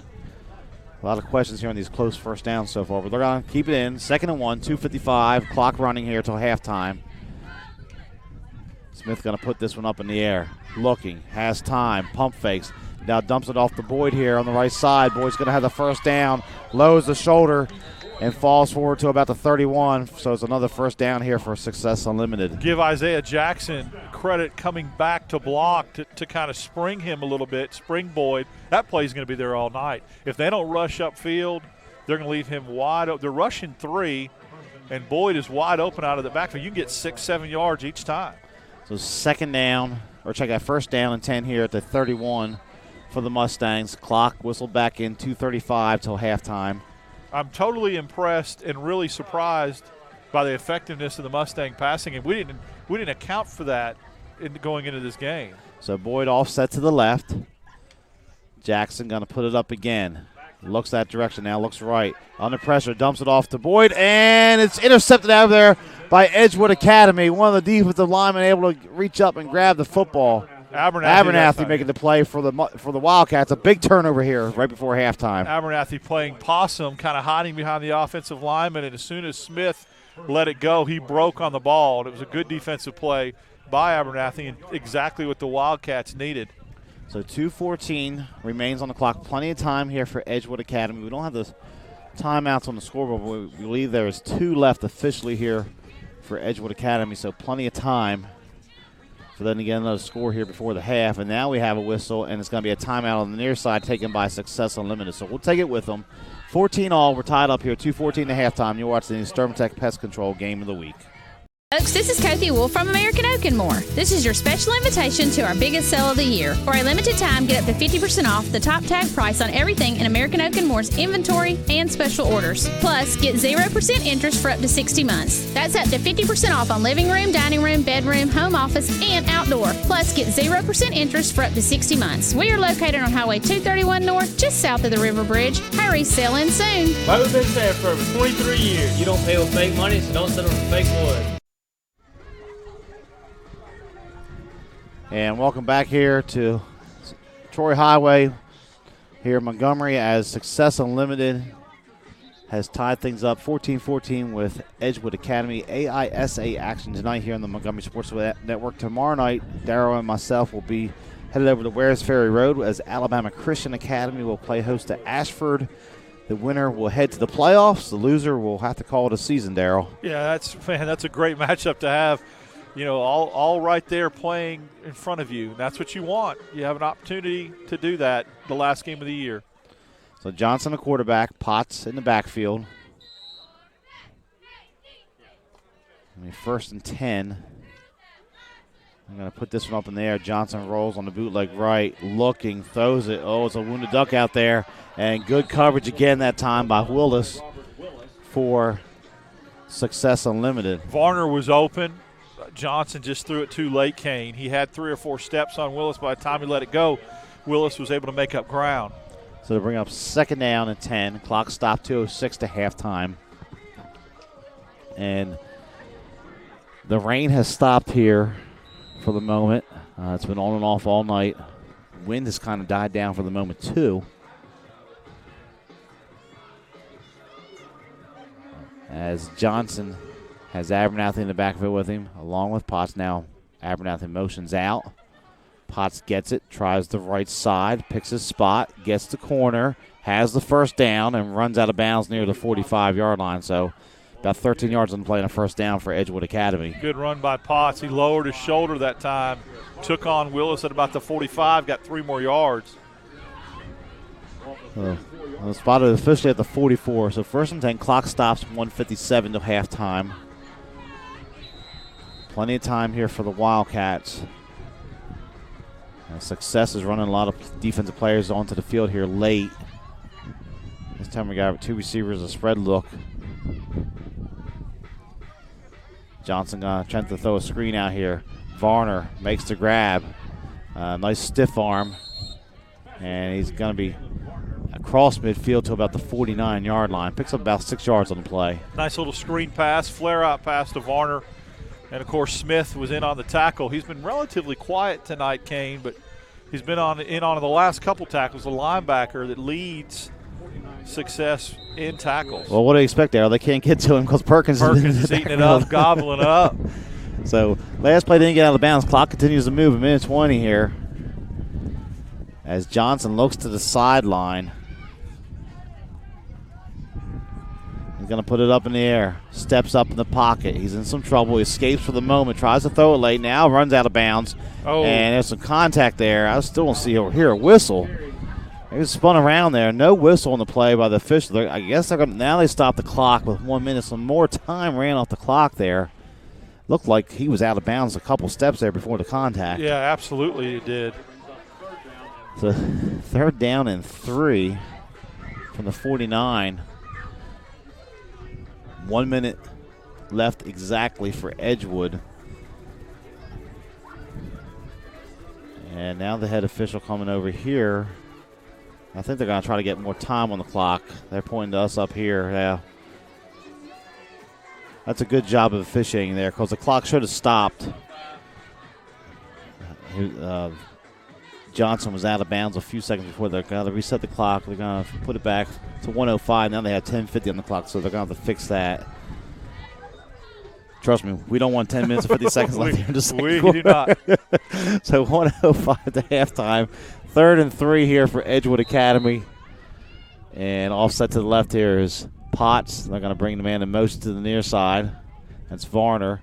They fake the pass, and Potts takes it back right on the counter, across the 45, picks up the first down near the 41. Nice play design that time by Edgewood Academy. Yeah, they faked the like the little pump fake there, and just a little draw play to Potts, and he's picking up all kind of yards.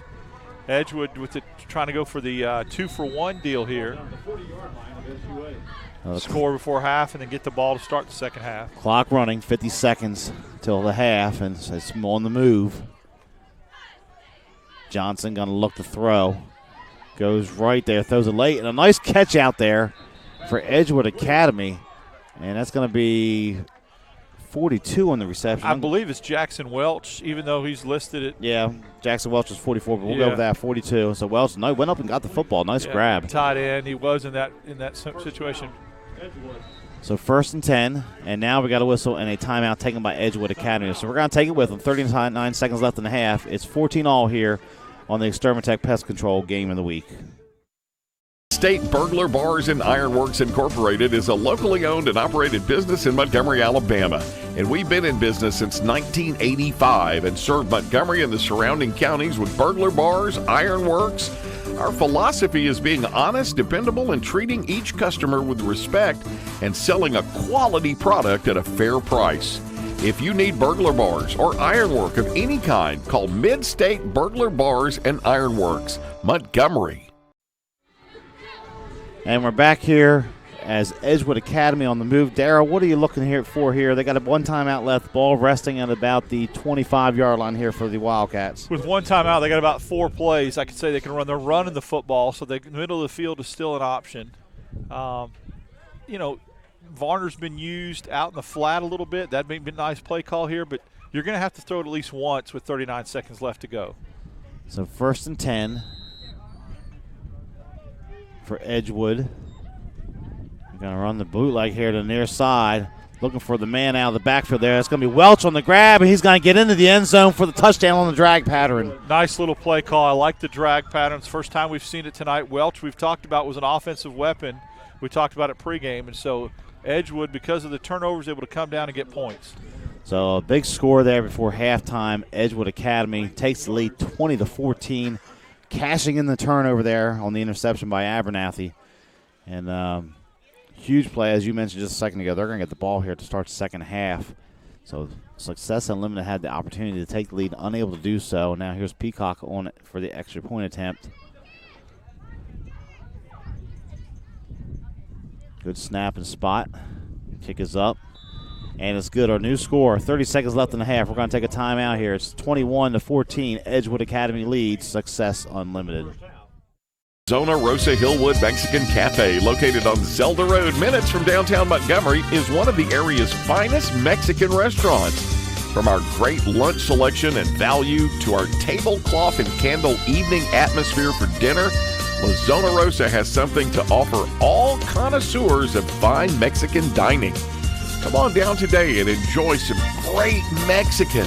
La Zona Rosa Hillwood Mexican Cafe on Zelda Road, minutes from downtown. And welcome back here to Montgomery. Success Unlimited trails Edgewood Academy by a score of 21-14. A nice drive there to close out the half for the Wildcats. It was. It's exactly what they needed because, Success was having their way with them on the drive. Jamari Smith was doing what he does, running and throwing, and that big interception by Abernathy completely turned the tide there. So 30 seconds left in the half. Edgewood had an onside kick earlier. They recovered a fumble on the kickoff. This kick is away as the kicker falls to the ground. It hits over there on the far side, taken by Success Unlimited. And some nice return here, working his way to the near sideline for Success is number 2, Andre Wesley. He puts them in a pretty good field position here with a couple timeouts and 20 seconds left in the half. Yeah, you've got enough time for about 3 plays. You can throw it to the middle of the field. You can throw it up. We know that Jamari Smith's got the arm, even though he's throwing into the wind a little bit. So it'll be 1st and 10 officially at the Success Unlimited 47-yard line. Smith in the backfield calling the plays. Boyd offset to the left with him. They go 2 receivers to each side here. They're going to throw it. Oh, the safety back there playing center field, making a play for Edgewood Academy. They were looking for Jackson that time. Jackson makes the tackle on the interception. They took a shot, and it should be no harm, no foul here as we only got 10 seconds left in the half. Yeah, Edgewood won't have time to throw one. They're a little too far to throw one up in the end zone, so they'll probably just take a knee and be happy to go in with a touchdown lead and getting the ball to start the second half. So, second interception tonight for Smith to go along with his 2 touchdown passes. Edgewood will get it here on their own 34-yard line. As a cold, windy, rainy night here in Montgomery on Thursday Night Football here on the Montgomery Sports Network Exterminatech Pest Control Game of the Week. They may take a shot here. They do have the wind at their back. And they're going to look to throw it. A little stop route out here. Good pressure by the Success defense. Johnson doesn't have any time to throw. He runs out of bounds here. And the clock has 4 seconds remaining on it. Oh, there we go. There's a fight right there. Yeah, there's going to be a after the play here. That's extracurricular activity. He ran him down from behind. He got hit late. He felt like he got hit late, so he ran him down from behind, but the play was way over. And it's rare that you see full sprint like that going after somebody, but he was. So it's gonna be a 15-yard penalty here against Success, and Edgewood is gonna have a shot now to maybe get this ball to the end zone. It's gonna be dead ball, personal foul against the Mustangs. Johnson picked up about 5 yards on the quarterback scramble. That was Demetrius Lee that got called for the penalty. But you're right. Now they have a chance maybe to throw one in the end zone. Just throw one up. I'm going to mark this off. We'll see where they spotted officially here. And the 45-yard line of Success. So they have the wind to their back here. 4 seconds left. That play seemed like it took longer than 6 seconds, but nevertheless, 1st and 10 here. And Edgewood has 2 receivers here to the near side. It's Varner in the slot. And Johnson just takes a knee, and that's going to take us to 0-0 here in the end of the first half. So our score, Edgewood Academy 21, Success Unlimited 14. You're watching the Exterminatech Pest Control Game of the Week Thursday night edition here on the Montgomery Sports Network. Hey folks, this is Kathy Wolf from American Oak & More. This is your special invitation to our biggest sale of the year. For a limited time, get up to 50% off the top tag price on everything in American Oak & More's inventory and special orders. Plus, get 0% interest for up to 60 months. That's up to 50% off on living room, dining room, bedroom, home office, and outdoor. Plus, get 0% interest for up to 60 months. We are located on Highway 231 North, just south of the River Bridge. Hurry, sell in soon. We've been there for over 23 years. You don't pay with fake money, so don't settle for fake wood. Exterminatech Pest Control is a small, passionate, and powerful team.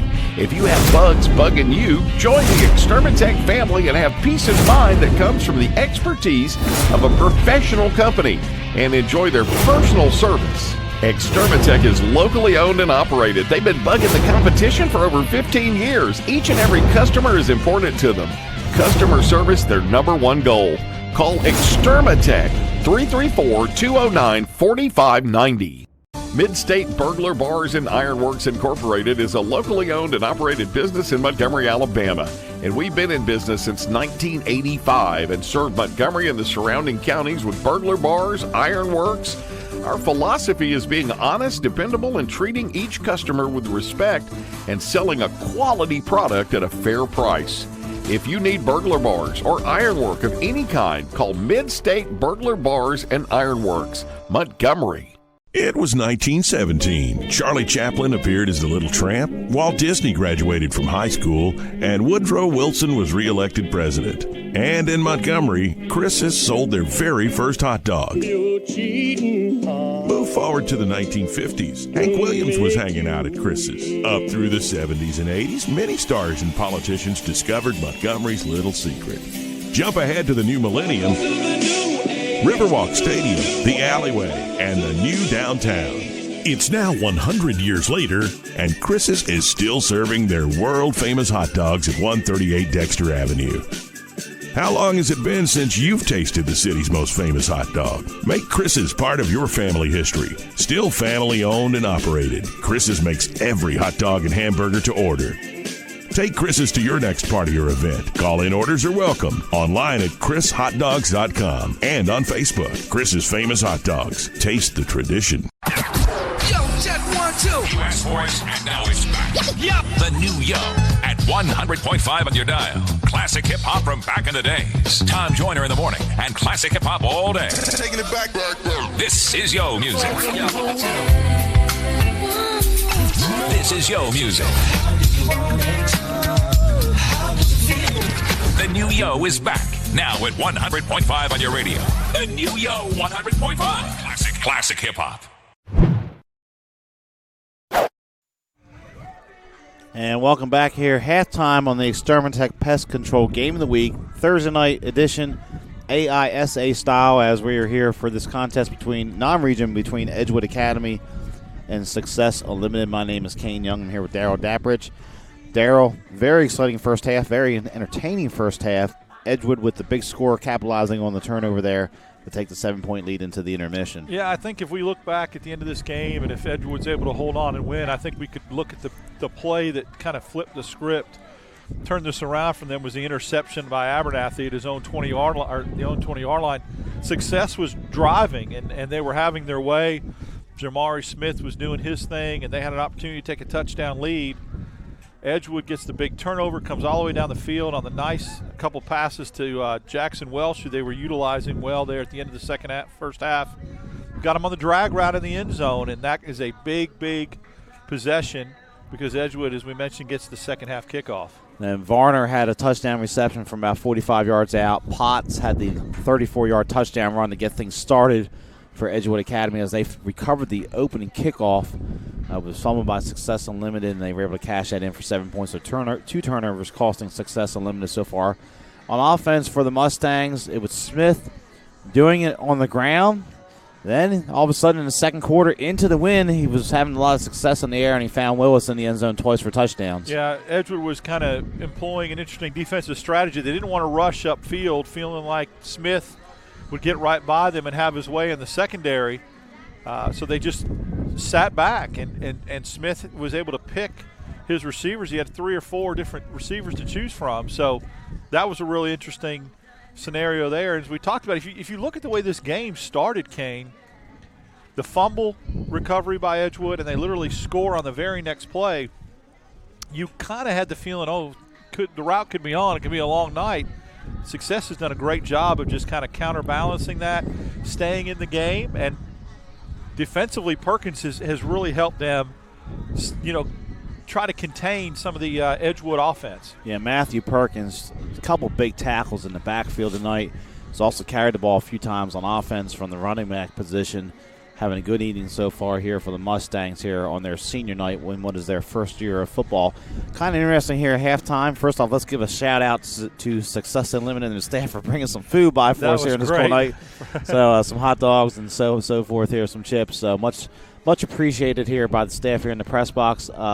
Edgewood Academy not going off the field here at halftime. Actually going to the corner of the end zone on a cold, windy, and now the rain's picked up again here at halftime. Interesting choice. I was thinking the same thing, Kane. They're just going to stay on the field, and whatever they're going to talk about strategically, they're going to do right over there in the corner of the end zone. And you mentioned it, rain starting again, blowing sideways.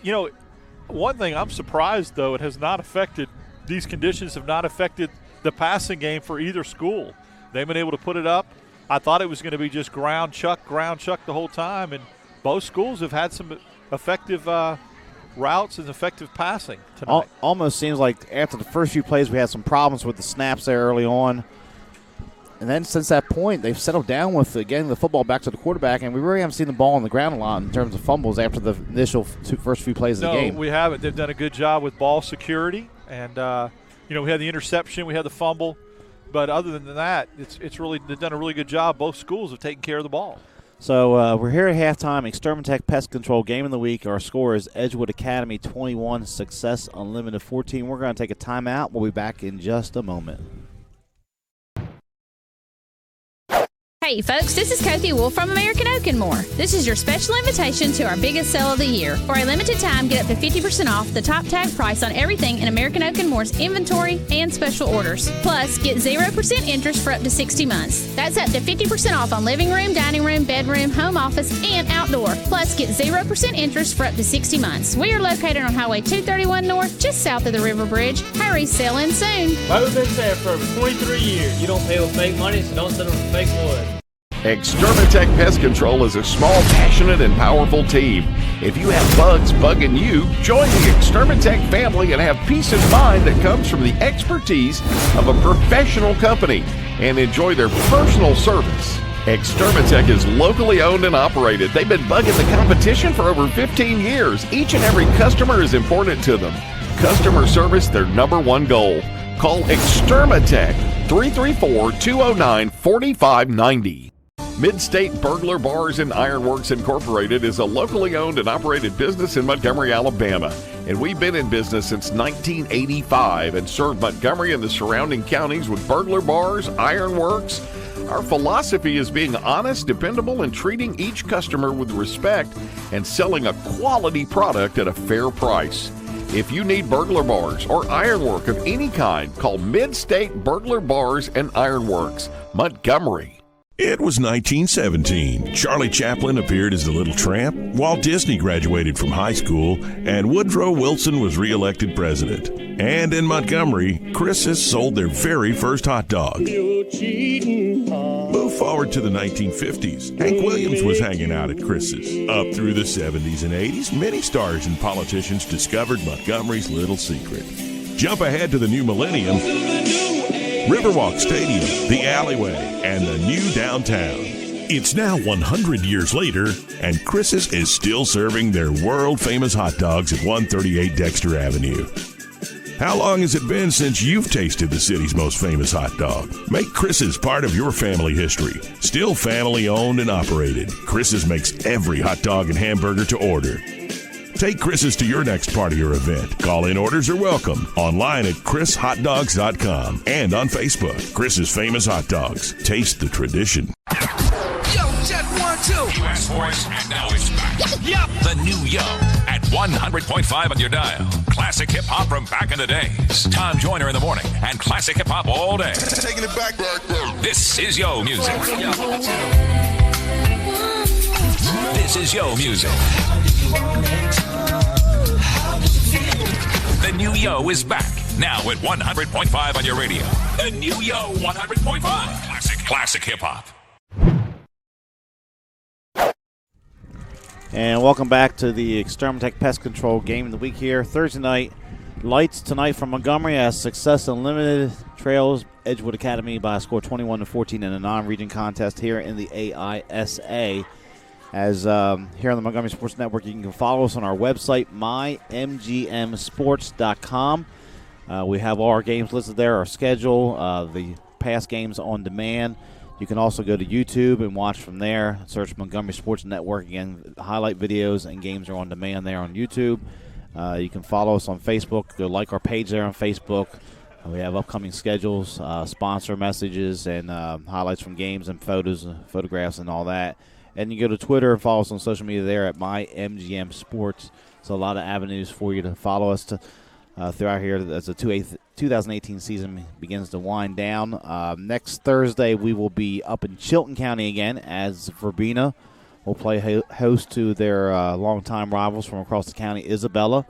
And then Friday we'll be in Prattville for the Prattville Christian and Horseshoe Bend game, a non-region game there to end the season there in Week 11 before the playoffs start. Tomorrow night, Daryl, you and myself will be over on Wares Ferry Road for a huge Class 4A Region 2 matchup between Alabama Christian and Ashford, as the winner will get the 4 seed in the playoffs, and the loser, their season is basically going to end that night. It's going to be a great game, great excitement. The way Alabama Christian has battled back, being last in the region, some things had to happen. Starting with them beating Booker T. Washington last Friday night, they did. Trinity beat Ashford, so I mean there were some things. Dale County lost to Headland. There's, that region is pretty exciting. We're going to crown a champion officially tomorrow night, and then the 4th team to get in the playoffs is going to get in. So, that's all you can ask, Kane, is when you come to the last game of the year. I'm sure Alabama Christian would rather be hosting a home playoff game. But as it is, 0-4 to start out the region, now they have an opportunity to go 3-4 and get into the playoffs. Yeah, Alabama Christian, a team we had earlier this year against Trinity. They struggled that night. Trinity got their first win of the season. We had Trinity a few weeks later against Montgomery Academy in a non-region game. They ended up losing that game late. They had to miss extra point there in the final minute.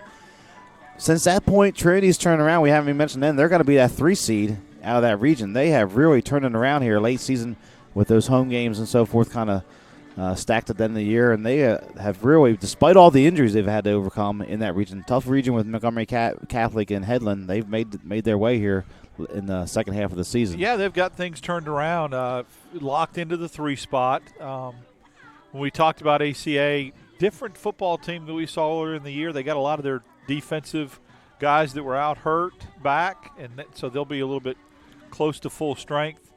But Trinity, wow, I mean, they were really couldn't get any offense going, and they were struggling with all kind of different things, and then they come back and win that game against ACA, win that game against Montgomery Academy, and now they're locked into and give them credit. They're in the playoffs as a 3 spot in the 3 seed, so that'll be interesting. I like that region. I do believe we've seen 4 or 5 teams from that region, and there's no doubt in my mind, though, Montgomery Catholic is the class of that region, and it'll be interesting to see how far they can go in the playoffs as well. Yeah, Montgomery Catholic, win or lose tomorrow night, they're going to get a home game, and basically they will have a huge opportunity to get a win against Headland. Headland, an interesting story. They were 1-9 last year, and here they are undefeated in region play.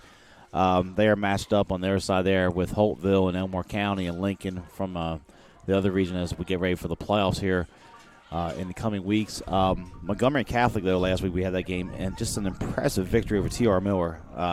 If you had told us 5 years ago, hey, Montgomery Catholic's going to run T.R. Miller off the field in a football game, we would that's never going to happen. It was interesting that night, too. I texted you late. The Alabama High School Athletic Association website actually had the score wrong. They had Dale County beating Headland 28-22, so I went to bed that night thinking, well, it wouldn't have mattered because if Headland would beat Montgomery Catholic head-to-head, they still would have got it. But that would have knocked ACA out of the playoffs. Dale County would have went in instead. So there was an email sent out by Ron Ingram, the Alabama High School Athletic Association Communications Director, about 11:45 to the coaches and to the media that said, okay, that score was wrong on the website. And I didn't have to issue a retraction to you, fortunately. But that would have really turned everything upside down. But, yeah, you're right about Catholic. Very excited for that program. I love seeing local schools. What Success is doing tonight, coached in the conference against them in every other sport, basketball, volleyball, baseball.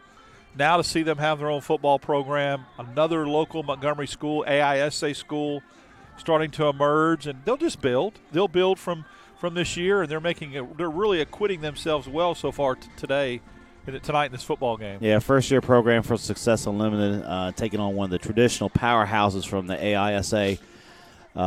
Edgewood Academy, several state championships on their resume, so it's been a great, entertaining first half. We're looking forward to the second half here as we're just under 5 minutes left to the second half kickoff. We're going to take another quick time out here. You're watching the Extermatech Pest Control Game of the Week here on the Montgomery Sports Network. I had a dream, a beautiful dream. I couldn't believe how real it seemed. Up on stage, in a field of green, on the winding river, and a song you'll sing. When I wake up, I'll see you here in Montgomery, where dreams come true. Extermatech Pest Control is a small, passionate, and powerful team. If you have bugs bugging you, join the Extermatech family and have peace of mind that comes from the expertise of a professional company and enjoy their personal service. Extermatech is locally owned and operated. They've been bugging the competition for over 15 years. Each and every customer is important to them. Customer service, their #1 goal. Call Extermatech 334-209-4590. We're not your daddy's rock and roll station. 104.9 The Gump. Montgomery Montgomery's alternative rock station, 104.9 The Gump. The only radio station in Montgomery playing new rock alternative. 104.9 The Gump. Montgomery's alternative rock station, 104.9 The Gump. It was 1917. Charlie Chaplin appeared as the Little Tramp, Walt Disney graduated from high school, and Woodrow Wilson was reelected president. And in Montgomery, Chris's sold their very first hot dog. Move forward to the 1950s. Hank Williams was hanging out at Chris's. Up through the 70s and 80s, many stars and politicians discovered Montgomery's little secret. Jump ahead to the new millennium. Riverwalk Stadium, the alleyway, and the new downtown. It's now 100 years later, and Chris's is still serving their world-famous hot dogs at 138 Dexter Avenue. How long has it been since you've tasted the city's most famous hot dog? Make Chris's part of your family history. Still family-owned and operated, Chris's makes every hot dog and hamburger to order. Take Chris's to your next party or event. Call-in orders are welcome. Online at chrishotdogs.com and on Facebook. Chris's Famous Hot Dogs. Taste the tradition. Mid-State Burglar Bars and Ironworks Incorporated is a locally owned and operated business in Montgomery, Alabama. And we've been in business since 1985 and served Montgomery and the surrounding counties with burglar bars, ironworks. Our philosophy is being honest, dependable, and treating each customer with respect and selling a quality product at a fair price. If you need burglar bars or ironwork of any kind, call Mid-State Burglar Bars and Ironworks, Montgomery.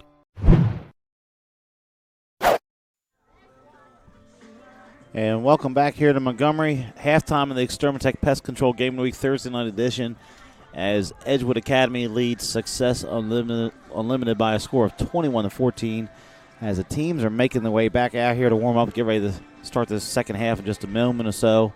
And Darryl, the bottom has kind of dropped out here on the rain here to get ready to start this third quarter. Yeah, it's raining a lot harder than it did to start the game. The wind's blowing, so it'll be interesting to see how the field holds up, how that affects both teams' offensive game plans, what they try to do in the second half. Right now, the way it is right now, you can't throw it in this. I mean, you can run it. You can't. The wind's okay, but this kind of rain be very difficult to throw it in. So we may be in for one of those grind-it-out type second halves. And this is the hardest it's rained all night here. It is just coming down, and you can see it on the camera in the background here as some true blue football fans out there tonight braving the elements in this one here on a Thursday night. A lot of action across the country, college football, NFL game, and so forth, but we got action here for you tonight here on Thursday night here on the Montgomery Sports Network. As we said before in the previous break, tomorrow night, Friday night, we'll be over at ACA as they play host to Ashford. Next week, next Thursday, we have Verbena playing host to Isabella, and then Friday night, Prattville Christian taking on Horseshoe Bend here as we get ready to close out the 2018 regular season here on the Montgomery Sports Network. Darryl, we've seen a lot of good games this year, a lot of close ones. This one, first half, just as entertaining as any we've had so far this season. A lot of big plays, a lot of exciting plays, and a lot of fun players to watch. Individual efforts. It's kind of neat when you watch a football game and people just kind of stand out, jump out at you, pass the eyeball test, so to speak. And I've been impressed with Willis and Smith and Perkins, and definitely with Potts and Varner and Welch. So, I mean, there's been some great individual efforts, some nice individual plays made, a lot of talent on the field. So Edgewood should get the football to start the second half. Success had won the coin toss. They elected to receive. Unfortunately for them, they fumbled the opening kickoff, and then Edgewood was able to cash that in for 7 points just a few moments later. But Success Unlimited, to their credit, first-year program going against a tradition-rich school, answered the call not once but twice to tie this game up and actually had to leave for a good while. Would have been very easy to kind of fold your tent in this weather, fumbling and getting behind as quick as they did on one play, like, oh, here we go. And they didn't. I mean, they've battled. And I've been very impressed with them. I've been impressed with the effort, having to play both ways. And, this is the foundation year now to build your program with Coach Granger. He knows how to do it. And as he starts getting his roster expanded and more kids transfer in and come sometimes from other schools to Success, I don't know what they're switching sides.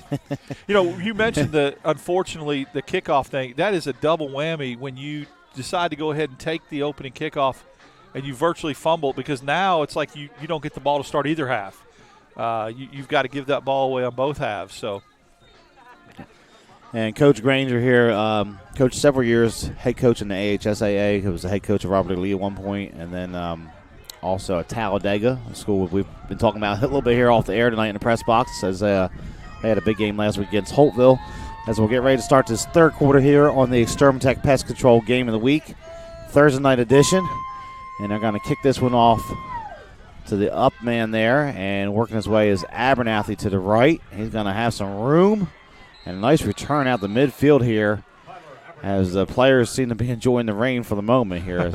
Yeah, Abernathy with a good return there, gets it across midfield. And now look for a steady diet of Potts right here in this weather. Caleb Varner can do some backside reverses too. He can run the ball. I thought he was a running back with his statistics, but he is a receiver, kind of a wingback type. So it'll be 1st and 10 here for Edgewood Academy, starting right at midfield here in this third quarter. Wildcats come out. Wind driving here, or the rain driving. Potts gets it on the right side, trying to drive that corner, can't get it. And mama, there goes that man again, with all due respect to Mark Jackson. Perkins on the tackle. Yeah, he is in every play. He's so quick and athletic. I mean, he's big, but he gets outside. He's got good, quick feet. And he's just very athletic, and that makes a big difference when you're trying to tackle ball carriers that size. So play loses about 2-3 yards on that when Potts does, so it's going to move it back here to about the 47. 2nd down and about 12. You hear the wind in the background whipping on our microphones here as we're underway in this third quarter. We're going to motion Abernathy near side, and there's a whistle.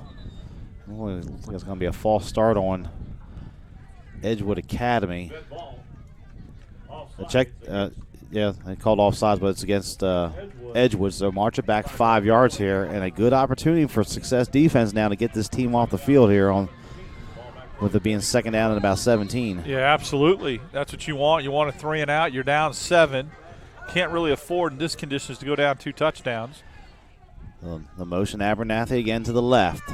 Potts gets it, tries the right side, gets to the second level, driving those legs across midfield, breaking tackles down to about the success 45-yard line there. He picks up about 12 and will bring up a 3rd down and about 5. Yeah, you hate to give up 12 yards on just a simple draw or dive play. But Potts is an 8th grader, I mentioned before, very impressive, especially the way he keeps his legs moving. So 3rd down, we'll call it 4 officially. The umpire out there keeping a towel over the football at the moment here, trying to keep it as dry as they can in these conditions. Again, that pistol set for Potts behind the quarterback Johnson. And Potts takes it right side as he got a wall over there, has the 1st down easily before he's run out of bounds near the 35-yard line. So a nice 1st down pickup for Edgewood Academy. They've run that play earlier in the first half, and it was really successful because it's just a kind of misdirection counter, and by the time Success adjusts its defense, Potts is around the corner. So 1st and 10, ball resting at the 39-yard line, 10-13 left, third quarter. So we were right about that little break that we got from the rain, the reprieve. Yes. But then it's come back with a vengeance. Yeah. Round 2 underway here with the weather, and it's coming down pretty good at the moment. I'm going to hand this one off on a speed sweep here. And not much happening that time. Smith making the tackle on Varner on a speed sweep. Smith showing good speed to the outside. Varner could not get the corner. And I can see why Smith goes sideline to sideline, why he's the leading tackler for the Mustangs. Play loses about 5 on it, so it'll be 2nd down and 15. We've seen both these teams overcome long distances in 2nd and 3rd down a couple times this evening. Edgewood back at it again here in 2nd and 15. Potts will offset to the left of Johnson this time. Trips to the right for the moment. And Potts is going to get it. He's going to get that corner over there. And nice run of about 10, maybe 12 yards on the play, moving inside the 30-yard line. Yeah, that's killing success right now. They've got him 2nd and 15, 2nd and 16, and they're giving up 12 yards on 2nd down on just a simple misdirection counter running play.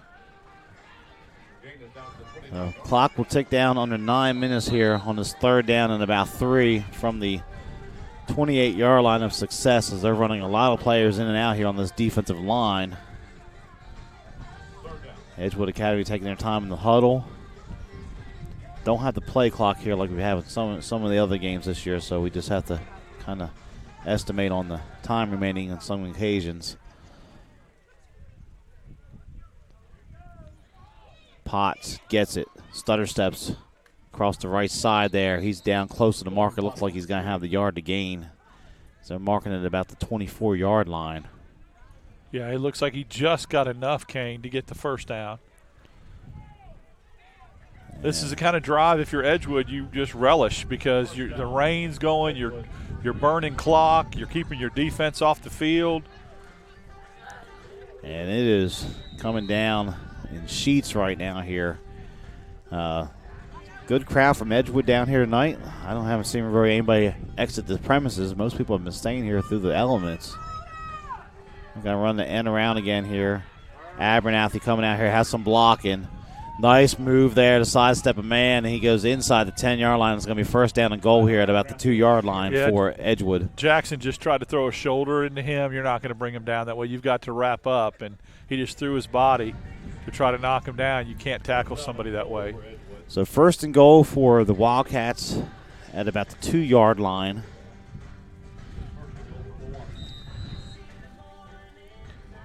Clock ticks under 8 minutes now here. 3rd quarter been a nice drive for Edgewood Academy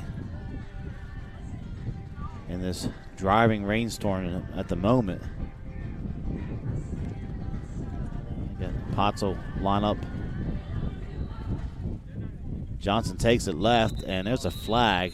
Johnson was going to take it himself to try to sneak in, and there's a dead ball false start against Edgewood Academy. Bring him back out to the 6-yard line where it's still 1st and goal. But Johnson was trying to sneak in behind the left guard, go in the end zone, and somebody moved early. So they'll mark it back. And 1st and goal from the 6. They wind the clock there, 7:35 and counting now in this 3rd quarter.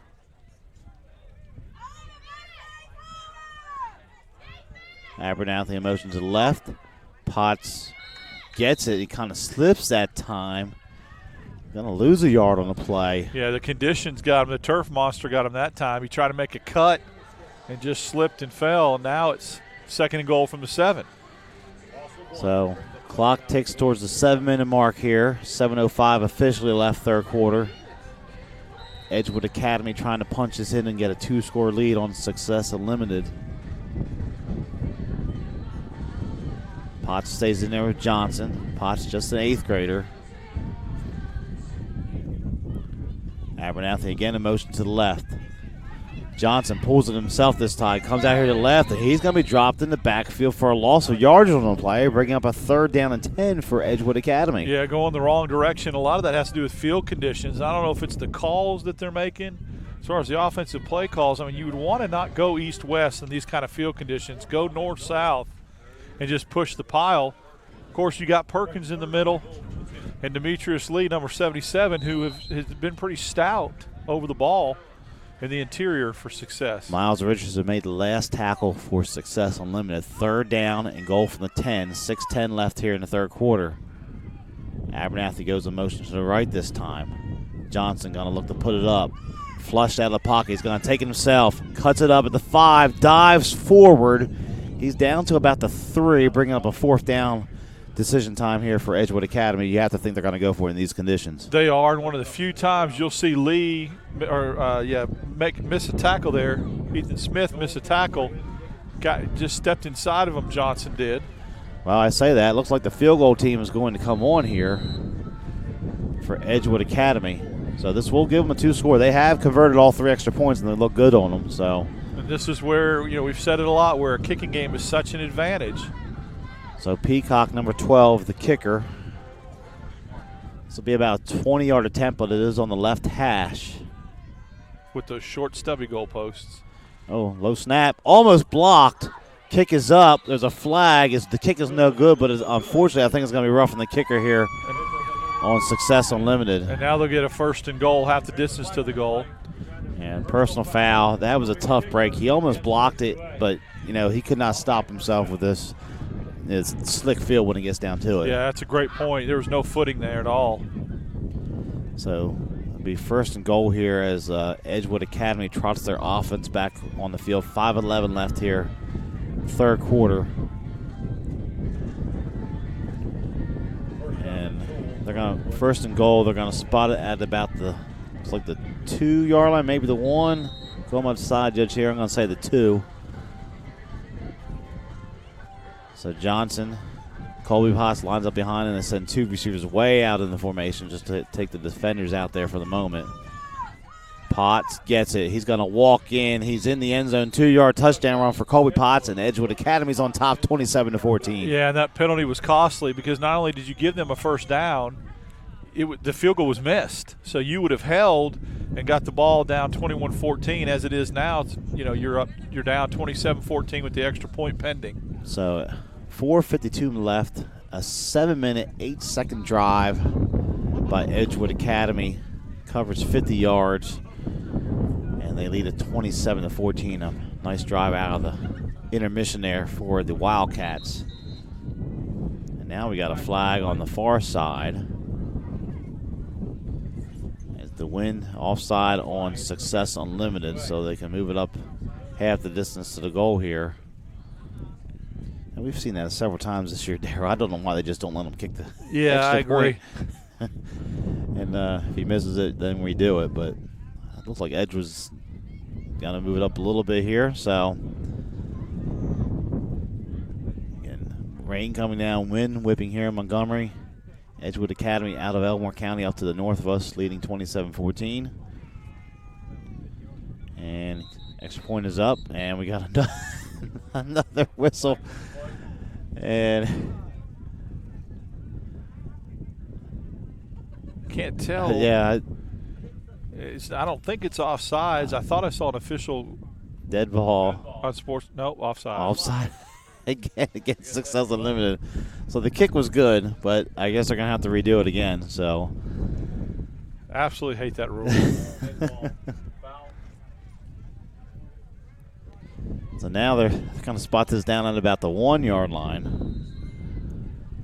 So it's about an 18-yard extra point attempt. I'd go for 2 from the 1-yard line. I really would. All right, there's a snap in the spot. Kicks up again for the 3rd time, and it's good. So our new score, 4:52 left, 3rd quarter. It's Edgewood Academy 28 and Success Unlimited 14. You're watching the Extermin Tech Pest Control Game of the Week. We're not your daddy's rock and roll station. 104.9, The Gump. Montgomery's alternative rock station. 104.9, The Gump.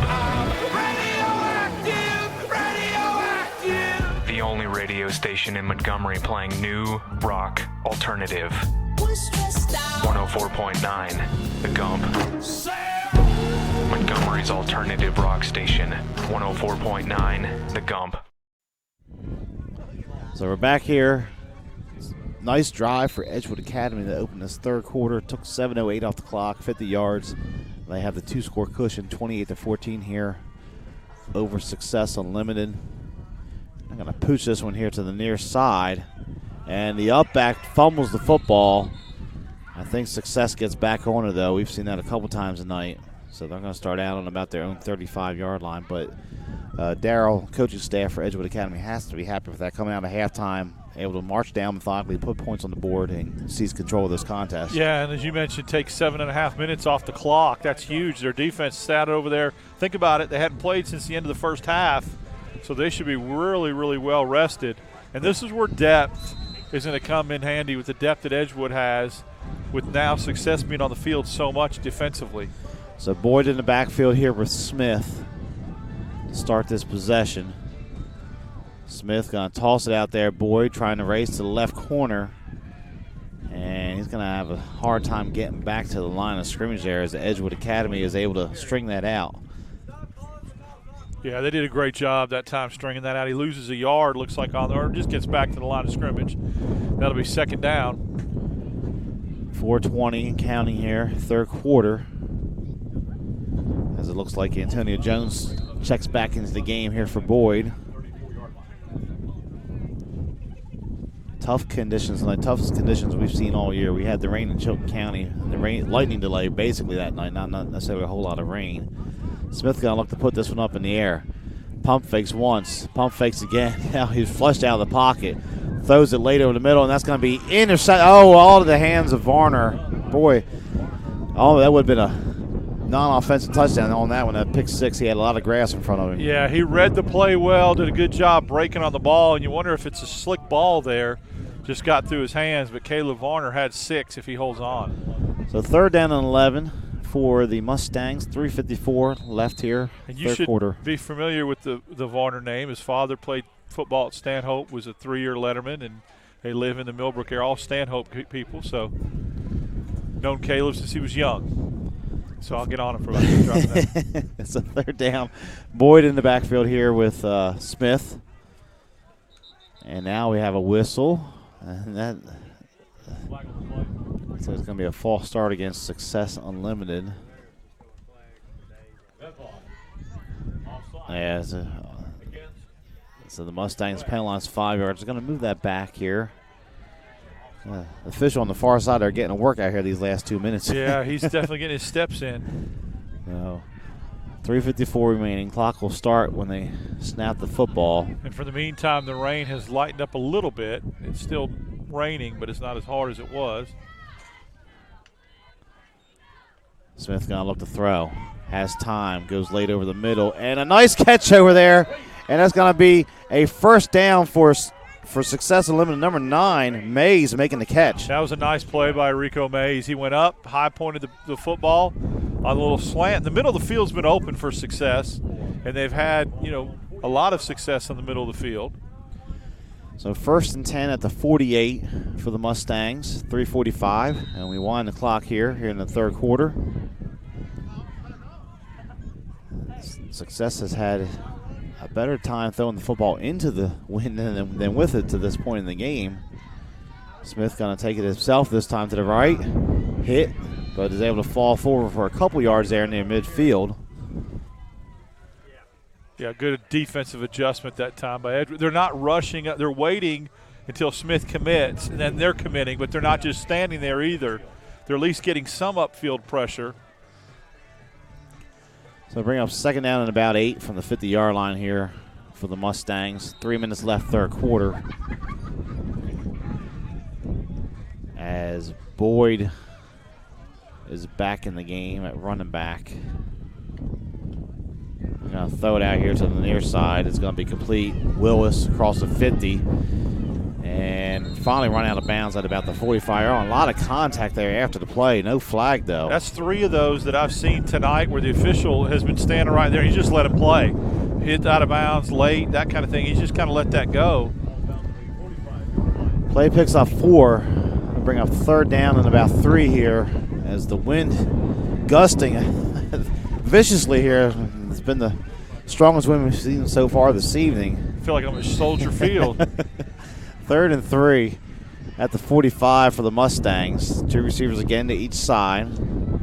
Smith going to take it to the left. He's going to try to cut it outside. He does. He has the first down. Jumps over defender. Spins his way forward down to about the 35. Now a late flag comes in. Real late. And it's got to be, I think, holding on the wide receiver out there, Mays. Oh, and there's another flag thrown. For unsportsmanlike, I guarantee it. So we're going to sort this out. Oh, that's the penalty. You can't jump over the defender. Yeah, we're hearing the coaches rule. here. Yeah. Well, let's show him blocking the back against, and now another flag comes out from the head official here. So a lot of laundry on the field. They're going to sort this out with 2:35 left in the third quarter. Dead ball, unsportsmanlike conduct, and another flag being thrown by the near side official now. did they? Adams was on the field, and one of those flags was against him. Yes. Did they throw him out of the game? I think one flag is on the coaching staff here. But I saw the official tell him. Now either he's telling him to get off the field for a play, or is he ejected? They're going to have to sort all this out here as we're having a discussion between the coaches here from And that's a shame because it wipes out a great play by Smith. Had the first down inside the 30. Yeah, they has a nice run by Smith. Success Unlimited. This is their first possession of the second half. But we're getting a lot of flags here. I'm going to sort this out. Still no official signal yet, as the head official is now walking back over to the far side where the initial flag was for blocking the back against the Mustangs.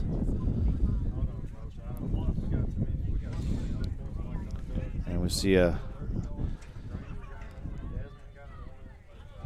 marching the back here against the Mustangs. Yeah, Adams is ejected as he's taken off. He threw his helmet, took off his shoulder pads. Yeah, he's over here on the sideline being consoled by some of his teammates. They make a block in the back, and then dead ball on sportsmanlike conduct against, and then another dead ball on sportsmanlike conduct. That's the second one's got to be on the coaching staff, so that's going to be about 40 yards and penalty on one play here against the Mustangs. I guess Adams is just going to leave his helmet, shoulder pads, jersey on the field as he walks to the locker room. Oh. This is wow, that's a lot of penalties. That's a lot of flags there. That's I'm going to march that back. I'm going to have to do some major math here to figure out down and distance, but the down marker says 3. We're looking at about 35 yards here to go on third down. So we had one block in the back and 3 unsportsmanlike? Two. Okay. One on the player, Adams, and one on the coaching staff from the sideline here. You know, I'm going to date myself here.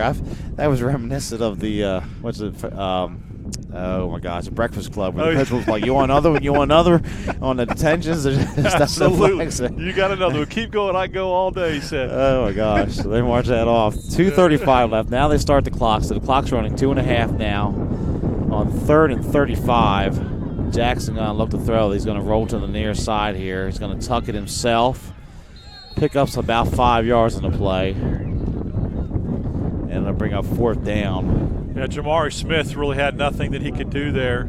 Or Smith, excuse me. Yeah, I'm saying Jackson. I'm sorry. He coverage downfield, they were in a long prevent. Isaiah Jackson was down the middle of the field, but he couldn't get the ball to him. And that's unfortunate. That was a promising drive. They had it inside the 30. They just lost their composure, and now they'll have to punt. So 4th down. Varner only standing at his 50-yard line here as they're punting into a fierce wind. Willis is going to do the kicking here for Success Unlimited. It's a low snap. He gets the kick. That one's just going to die in the wind. Goes out of bounds here at about the 45-yard line. It's going to be a net of about 16 yards, and Edgewood's going to set up shop in Success Unlimited territory. So now 1:36 left here in this contest. It says we have the change of possession, Darryl. Maybe an opportunity for Success to work on for Edgewood to work on a few things here as they get ready to go into the playoffs next week. Yeah, I think they're going to have to try to sharpen up their passing game a little bit, try to get that tightened up. Be a good opportunity to work on that. The backside running game and the counters and the off tackles by Potts has been really effective. So 1st and 10, officially at the 44-yard line for the Wildcats. And they're going to toss this one to Potts, near side on the sweep, and goes out of bounds at about the 40-yard line there. He picks up about 7 yards on the carry, so check that, about 6 yards on the carry. So nice run on 1st down for the Wildcats. You know, it's interesting for all the laundry that's come out for the unsportsmanlike conduct. They've really kept it in their pockets for some of these late hits out of bounds. I mean, they've been borderline, 3 or 4 that I've seen tonight. So officially 2nd and 5 here at the 39. for the Wildcats. This time they come back to the pistol set.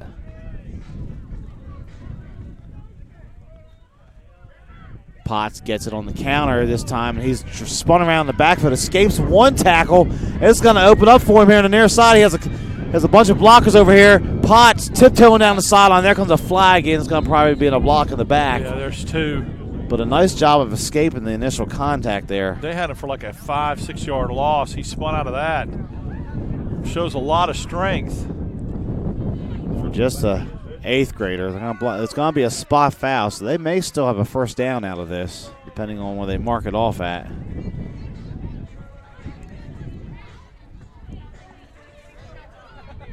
And we'll have to see officially. Going to spot it at the 34. That's right at the first down marker on the far side there on the Edgewood side of the field.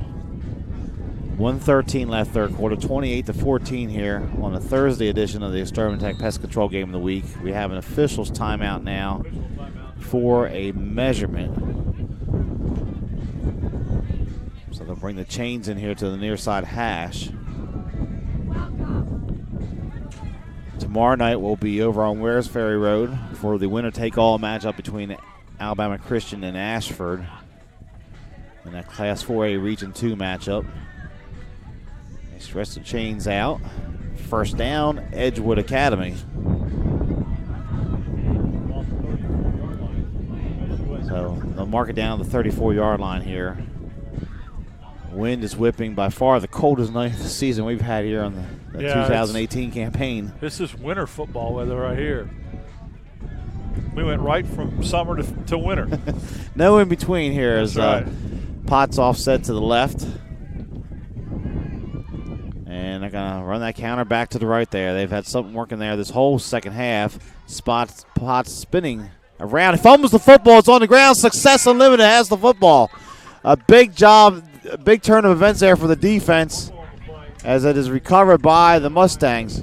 Yeah, it's an classic example of Potts just trying to get more yards that time for Edgewood, and because he does, he gets spun around and he fumbles the football, and Success takes over. Devontae Coley recovers the fumble for the Mustangs, so new life injected in to Success Unlimited with 45 seconds remaining here in the third quarter. So they'll get it on the 35-yard line. Boyd in the backfield here with Smith. Smith going to look to put it up in the air. Under pressure this time. He's going to be hit. Dropped for a sack that time, but Edgewood. I say that. He pushes forward back towards the line of scrimmage. Yeah, he didn't go down right away. He didn't go down without a fight. But that completely changed the coverage Edgewood has, and there's just not receivers running free in the secondary anymore. That's one of the first times we've seen a lot of pressure by the Edgewood defense, too. Yeah, they really brought some pressure, rushed upfield. 15 seconds left third quarter. We'll see if they can get another play off. Second down and 10. Smith hands it off Boyd. Sidesteps one defender. And he fumbles the football, and looks like Edgewood Academy is going to recover this at about the 40-yard line. So that play is going to bring us to the end of the third quarter here on the Exterminatech Pest Control Game of the Week. Our score, Edgewood Academy 28 and Success Unlimited 14. Exterminatech Pest Control is a small, passionate, and powerful team. If you have bugs bugging you, join the Exterminatech family and have peace of mind that comes from the expertise of a professional company and enjoy their personal service. Exterminatech is locally owned and operated. They've been bugging the competition for over 15 years. Each and every customer is important to them. Customer service, their number one goal. Call Exterminatech 334-209-4590. 97.9 Jams, the new home of the Ricky Smiley Morning Show. Hey, what up? This is your boy Ricky Smiley from the Ricky Smiley Morning Show on my new home, Montgomery, the Gump. ASU, what's up? Throwback Quickie Mix at noon, the live drive at 5, and top 5 at 9. Your favorite jams are on now. Drake, Rihanna, T.I., Nicki Minaj, Chris Brown, and Beyonce are all at 979jams.com and on your radio at 97.9. Tune in and turn up. 97.9 Jams. So wind gusting here, rain going sideways. Fourth quarter about to get underway here as Success Unlimited turn the ball over. Edgewood Academy gets it right back here on 1st and 10 at the Mustang 40-yard line. Opportunity presented itself there for Darrell, but the turnover bugs have been a problem for the Mustangs tonight. Yeah, we talked about that at the start of the second half, how we felt like both teams were taking good care of the football, but as the conditions worsened with that heavy rain and the wind made it a lot more difficult. So 1st and 10 at the 40.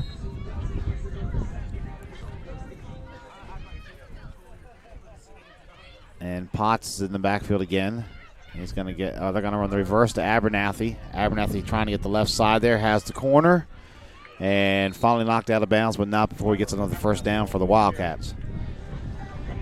That reverse has worked well tonight for Edgewood when they've run that. Now, they almost got caught in the backfield. They over-pursued that time by the Success lineman, but Abernathy's able to get the corner, pick up a first down for Edgewood. So 1st and 10, they're going to spot it at about the 29-yard line. 11:50 left here in this contest.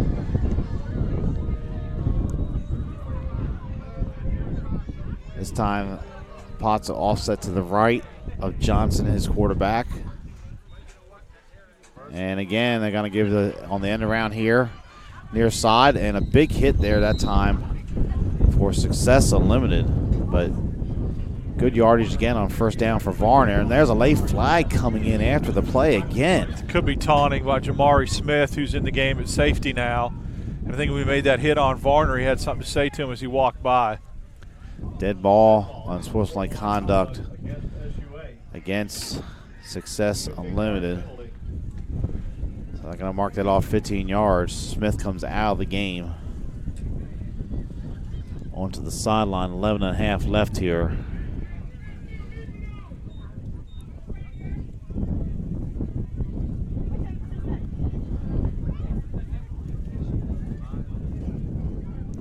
Now, it's like the coaching staff wants a word with the officials here. They're going to mark that penalty off. Ooh, that's going to be down about inside the 10-yard line, looks like. Down to the 8. 11:33 left in this contest.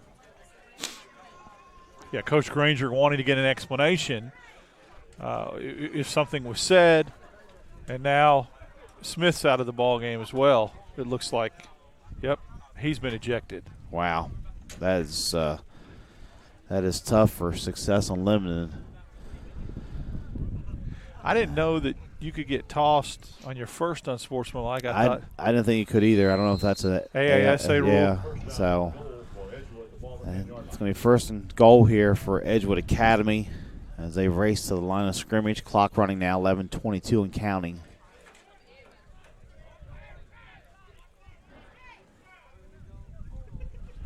They fake the toss to Potts. Abernathy takes it. There's a flag coming in late. I think that's going to be a holding penalty on Edgewood Academy. Yep, it is. Holding. Yeah, they We've gotten flag happy here in the fourth quarter. Yeah, 11:08 left here. And what was a quick moving third quarter for the first 7-8 minutes has really slowed down here on this cold, windy night in Montgomery. I mean, I understand you got to call what you see, but I think at some point, conditions like this, you might want to be a little more liberal unless there's player endangerment, then or it affects like in that situation, it caused a touchdown. Probably the hold did. So they'll mark this back against Edgewood. Still will be 1st and goal. This time it looks like it's at about the 12 or 13-yard line here. It's time to go in motion. And confusion in the backfield there. And Abernathy's going to be dropped for a loss there as he ran into his quarterback Johnson on the handoff. So it'll be interesting to see when success comes back out on offense, who plays quarterback. They've got number 9, Christian Ivy, listed as a quarterback. And, of course, they have Sisson, who played some quarterback last week. So 2nd down, goal to go. Now the ball resting at about the 20-yard line.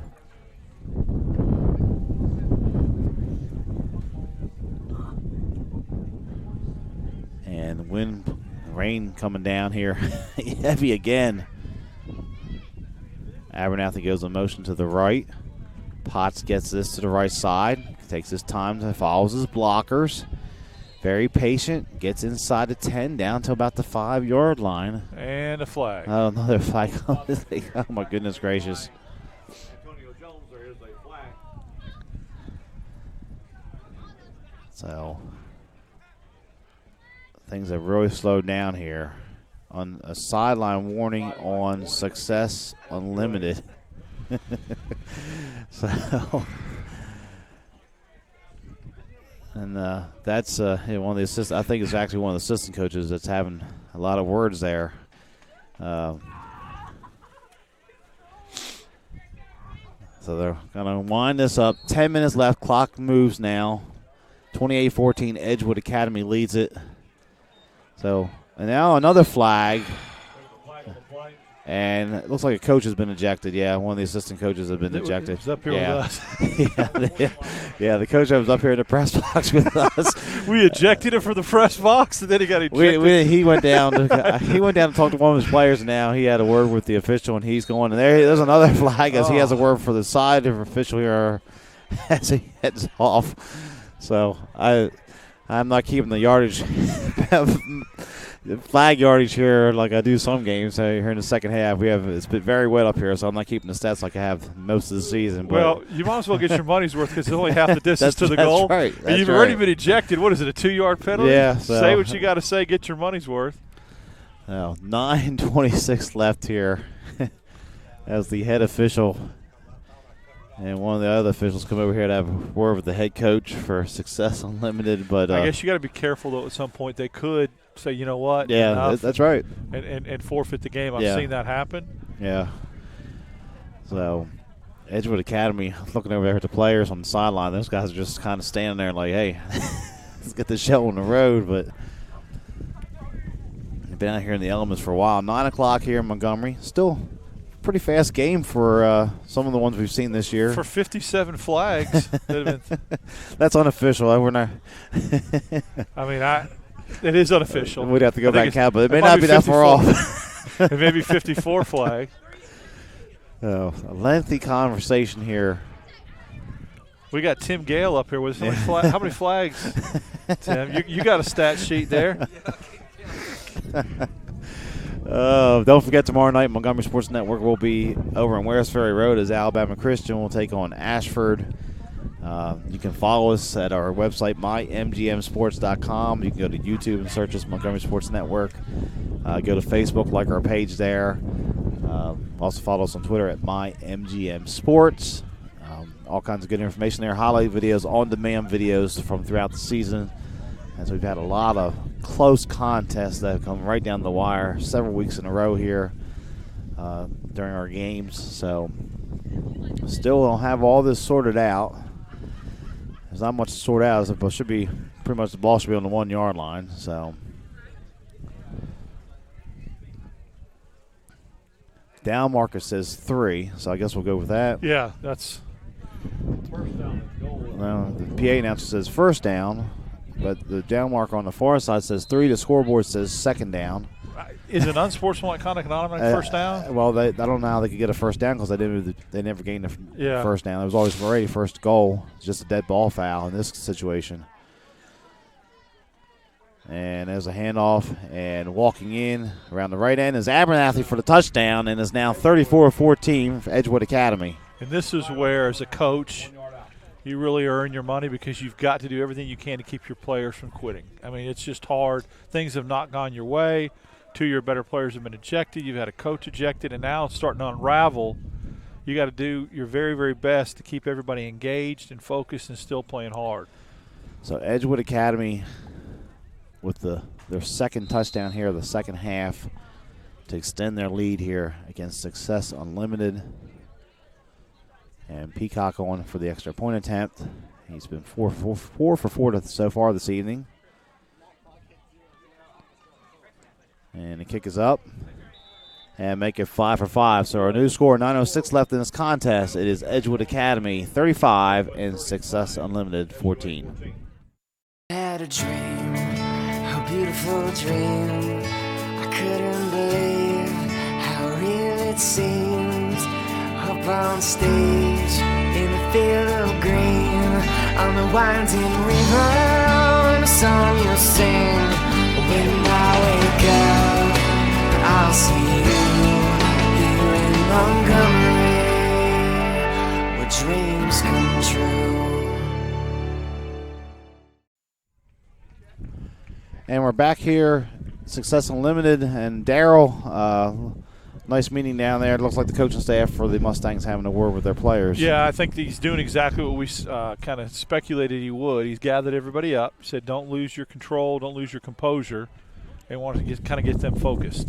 So, 9:06 left. Montgomery Sports Network Exterminative Pest Control Game of the Week, Thursday night edition. AISA football as Edgewood Academy, the traditional powerhouse in this area has a 35-14 lead over Success Unlimited.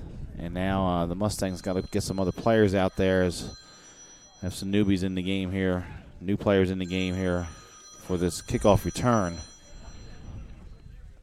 As Peacock will kick it off. He runs up to the line, now goes back again. Looks like Antonio Jones is back deep to receive for the Mustangs. And that kicks away to the far sideline there, and it's going to be picked up by Willis. Willis comes to the near side, now cuts it back to the right, and makes it back to about where he originally picked up the football. So it'll be first down and 10 here for the Mustangs. See who comes in at quarterback for Success Unlimited. Number 9, it looks like Christian Ivy. Actually, Christian Ivy is – could be Isaiah Jackson maybe, number 11. I do see number 9 out there, Mays. Mays, yep. So at this point, we just need to try to get this game moving, get it over with here. 8:58 left officially. And it is going to be number 11, a quarterback. That is going to be Isaiah Jackson, as he has number 4, Antonio Jones, in the backfield with him. Jackson's going to put it up in the air, though. You know, he's on the heavy pressure. And, boy, drop back there. The defensive line, a nice adjustment here in this second half by the Edgewood defense with their pressure. Yeah, whatever they were talking about over in the corner of the end zone there, they got it figured out defensively, that's for sure. So 8:40 and counting here, and we have a little bit of reprieve from the rain that was coming down here just a little bit ago. Still raining, not as heavy as it was a few moments ago here in the third quarter. As Jones will come out of the game here for Success. Looks like Boyd is back in there running back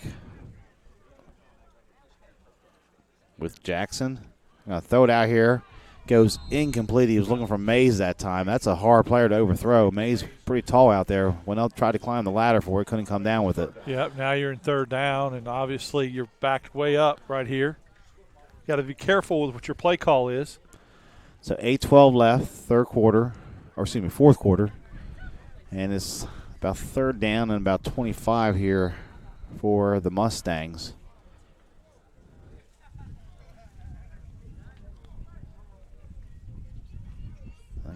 Again, 2 receivers. Willis in the slot here on the near side. Jackson looks this way. He's under heavy duress again.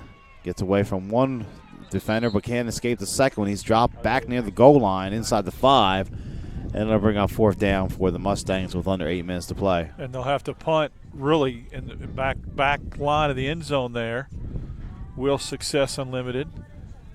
Edgewood is going to get great field position up 35-14. So, looks like Varner standing at about his own 35, or excuse me, at the Mustang 35-yard line here. They do have the wind to their back, so we'll see if Willis can get off a good kick this time.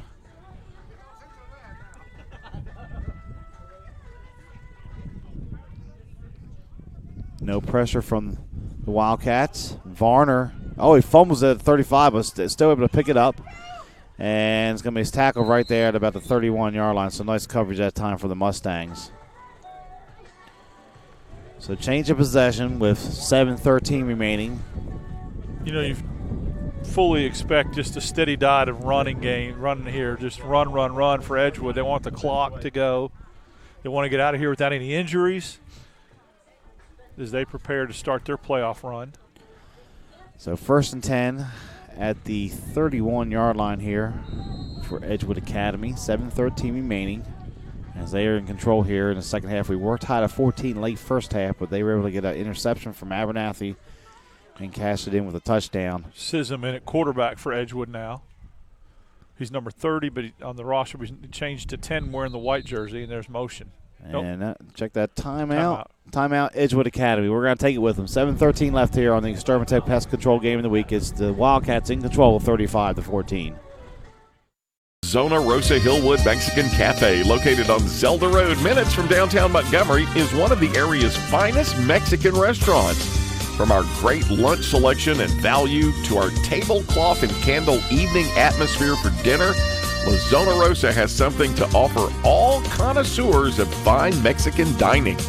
Come on down today and enjoy some great Mexican. La Zona Rosa Hillwood Mexican Cafe on Zelda Road, minutes from downtown.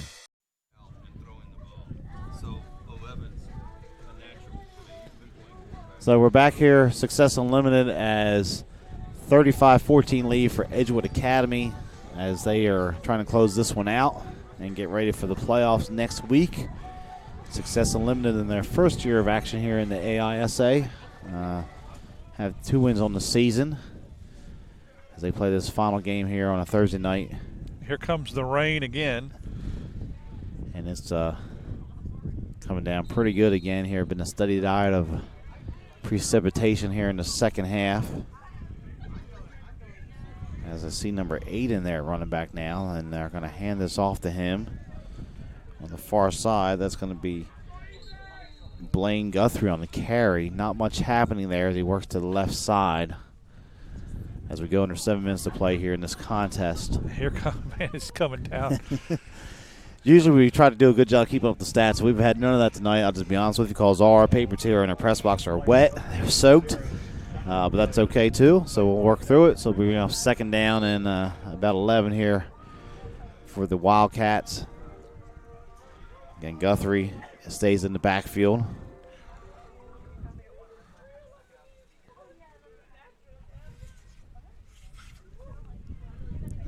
Quarterback's going to pull this one, and not much happening there, bringing up a third down and long for Sism.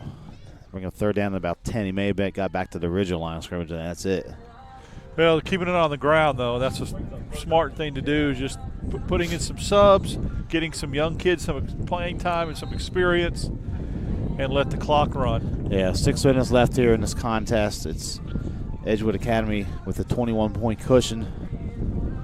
And again, heavy rain and wind at the moment here in Montgomery, but they're going to try the end around again here, and it's going to work for some positive yardage. But a big hit over there, and a flag comes in the area of offensive holding. As it looked, number 16, Tanner Potts, was on the carry that time for Edgewood Academy. So I want to correct something that I said earlier, Kane. Jamari Smith did not get ejected from the game. Tim Gale told us they alternate quarterbacks, and he is in on defense right now at safety. Okay. But when I saw him take his shoulder pads and his jersey off, I thought he was done too. So Smith stays in, which is good to see.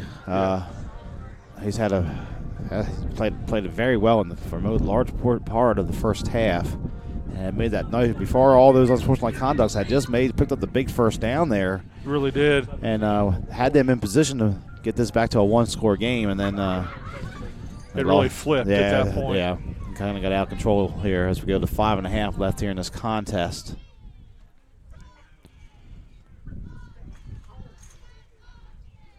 And looks like Guthrie's going to get it. No, check that. It's another running back. It's number 8 coming here to the near side. Spun out of bounds. That on the carry there. That was Guthrie. My bad. It was Guthrie on the carry. So bring up Smith on the tackle there, making the play from a safety position. They'll bring up fourth down for Edgewood Academy. And they'll go for it here, keep the clock running. Oh, he did. He didn't get out of bounds. Yeah, they stopped the clock, so they marked him out here. If the referee wanted to be my best friend, he would have started the clock there, but he doesn't want to be. So, fourth down and 12 here for the Wildcats. And give a lot of credit to the crowd here. We still got a lot of people here standing Really through the do. weather. Nobody's really going out at home here. The parking lot's still full behind us. Braving the elements in a 21-point game here on a blustery Thursday night in Montgomery. We got to look to put this up in the air. Oh, they're just going to throw it away. That's not a bad decision. There was nobody open out there, so they'll turn it over on downs. So it'll be first down and 10 for Success Unlimited. 5:06 remaining in this contest. And I'm going to have to ask a serious question here. We have our cameraman Ron up on top there. I'm worried about getting blown off at the moment. I was thinking the same thing. I mean, he's up top. Our social media director, Stephen Mock, and our technical director, Tommy House, over there in the nice, comfy, warm trailer. Warm, Man. no wind. But we did get hot dogs at halftime, so we got that going for us. They did not. So first and 10 here for Success Unlimited on their own 33-yard line. See if Jackson comes back out a quarterback here. See Mays out there. Jackson's actually now he's going out to the huddle. Smith is at quarterback, though. Jackson will go back to receiver. Looks like Boyd's in the backfield here on this first down play. And Smith comes near side. And there's a flag coming in. With 5 minutes remaining. So, holding on Success Unlimited. That's one way you got to turn your head, I think. I believe wholeheartedly you just let that 4-yard gain go and let the clock run. So they'll march this back against the Mustangs.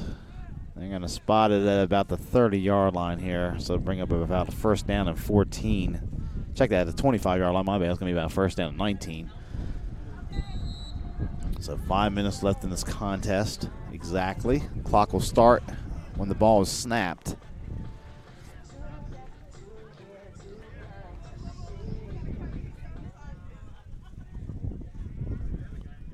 Goes Jackson in motion to the right. Going to hand it off to him. Jackson's going to try to outrun the defense to the corner. And unable to do so as Edgewood Academy able to string that bad boy out on that play. Jackson has the speed to get to the corner. I just think the footing at this point is just really mushy on the field. It's really soggy. It's just tough to get any kind of cut ability or anything like that right now. So last play failed to gain, so second and 19 here for the Mustangs. 4.5 and counting.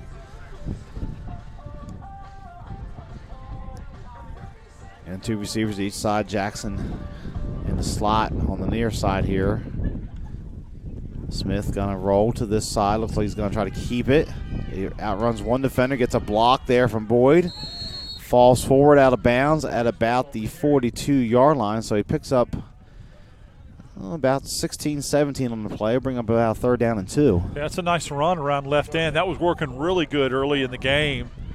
And Edgewood still got some of its starters in on defense, trying to keep that score at 35-14 as they've substituted freely on offense. So 3:45, clock moving. This time Boyd will be offset to the right, 4-man front for Edgewood Academy. Jackson takes the direct snap, and now we got a whistle again on the far side. Dead ball, false start on Success Unlimited. I don't think the line was set when they snapped the ball. And so you can hear the wind in our back in the microphone here. Let them play is Let them play. Could be a bad News Bears reference in the Astrodome there. So, that's right. We'll mark that back 5 yards, third down and 7, 3.5 and counting here in this contest. Tomorrow night we'll be over on West Ferry Road as Alabama Christian plays host to Ashford here in the Montgomery Sports Network. A big Class 4A Region 2 matchup. Winner will go to the playoffs. And buying into each other in the backfield, but Smith comes near side. High steps a little bit, falls forward. He's close to the marker. And about 2 yards short.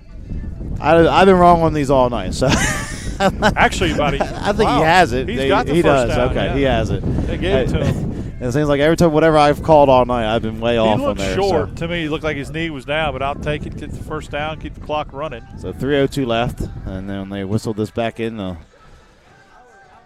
clock is running now as we go into 3.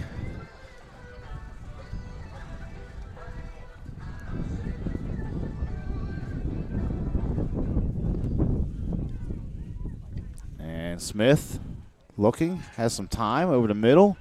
And Willis goes up and makes the grab.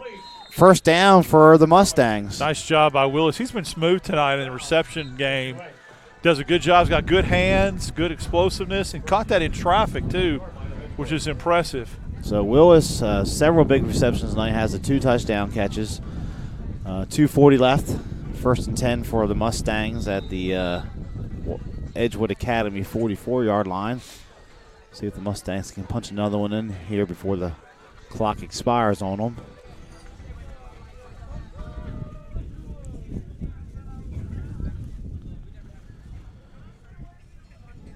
And they flip Boyd to the right side. Smith looking. Wind it up, throw deep on the far sideline over there, and it's almost intercepted by Edgewood Academy as it falls incomplete. Clock stops with 2:14 remaining. Tough pass to throw there into double coverage. And he had actually 2 receivers in the same area. But with the way that the weather is right now, and I know we've said it a lot, but you can just look and see the rain blowing sideways. That's just going to kill any pass downfield at all. So 2nd and 10 at the 44-yard line. Again, the wind just blustering here. People have their umbrellas out, trying to combat the elements as best they can. Good travel crowd tonight from Elmore County down here with Edgewood Academy. And there's a pump fake here. I'm going to throw it over here on the near side, and he's looking for Mays. It goes incomplete off his hand. And his head hit the ground hard. Yeah, he lost his helmet on that play. Trying to catch the football, it fell backwards. And he is down for the moment. When he was trying to catch that ball, Kane, his back was to the field, so he's falling backwards. All his body, all his momentum hit the turf, and his head really hit hard. So we're going to take a timeout here with this to deal with the injured player. 2:07 left. It's 35-14 Edgewood Academy. We'll be back in just a moment. If you're injured on the job, the law requires your employer to pay your medical expenses and cover your lost wages for any work-related injury. Employers and their insurers often try to deny workers' compensation claims or limit your benefits. Whether you're totally disabled and cannot work, or if you've suffered some impairment, attorney Matt Matthews has years of experience litigating. For more information, go to the website protectingalworkers.com. That's protectingalworkers.com. So 2:07 left here in this contest, and May's able to make it up back to the sideline. That's good to see. Bringing up 3rd down, and 10 here for the Mustangs. From the 44-yard line, May's down here having a conversation with would assume to be a medical staff member. Looks like one of his relatives down there too, but he seems to be okay, which is good to see. And we have Boomman again here on the near side. But I really feel bad for that player. I think he just got put in the game to take May's spot because they were short a player, and then he gets a penalty call. Oh, my gosh. Sometimes you just got to stick that flag in your pocket. Yes, you do. So 1st and 10 here, or check that, 3rd and 15 for the Mustangs. Boyd, the running back. And Smith, under pressure, spins out of it. He drops the football as he was trying to wind up throw. Now gets it back. Coming near side here. Escapes one tackle. And this time he's dropped back at the 30-yard line. That play is going to lose 21 yards and bring up 4th down. Yeah, I mean, just the athleticism to get the ball back was pretty impressive by Smith. But that's a big loss there. So Jamari Smith playing quarterback, a very good basketball player, according to the coaches we had here in the press box with us. So it's 4th down. And about 35 here. Looks like the Mustangs are going to send the punt team back on. And if you're Edgewood, hopefully you're just taking a knee here. And get out of here. No injuries, as you mentioned before. and get ready for the playoffs next week. I think they said they'll play Clark Prep. Is that what I heard? Clark Prep. I heard here early in the press box. They host it. So that game will be up on Highway 14 up there near Wetumpka. Under a minute to play now. Low snap, no rush though. Willis gets the kick away. And Varner's wisely not going to field it. Let it roll dead here. Surprised Perkins isn't punting for them. Everything else he does. He's done a lot tonight. Jack of all trades. He has done a lot for Success Unlimited. So this will wrap up the first year here for Success Unlimited. They have something to build on here. They got some players that showed a lot of promise tonight. Well, they fought for most of this football game, and as you mentioned, they could have had it within a one-score game in the third quarter, and then those penalties kind of took its toll. But they really did quit themselves well in the first half, and they kept playing hard. So it'll be 1st and 10 here. Hopefully, see if Edgewood takes a knee and gets this game down to 0-0. It looks like what they're going to do. They're going to go under center here for one of the few times this evening.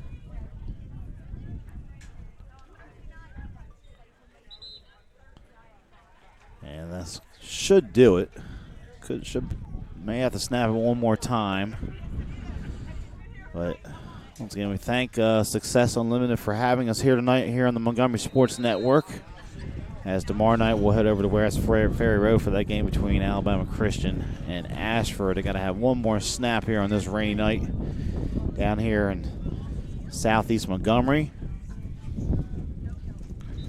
And that will do it. Edgewood Academy comes on the road. They're going to get out of here with a 35-14 victory over Success Unlimited here on the Thursday edition of the Extermatech Pest Control Game of the Week. Once again, our final score, Edgewood Academy 35, Success Unlimited 14. We'll take a quick timeout, come back, get a word from our sponsors in just a moment.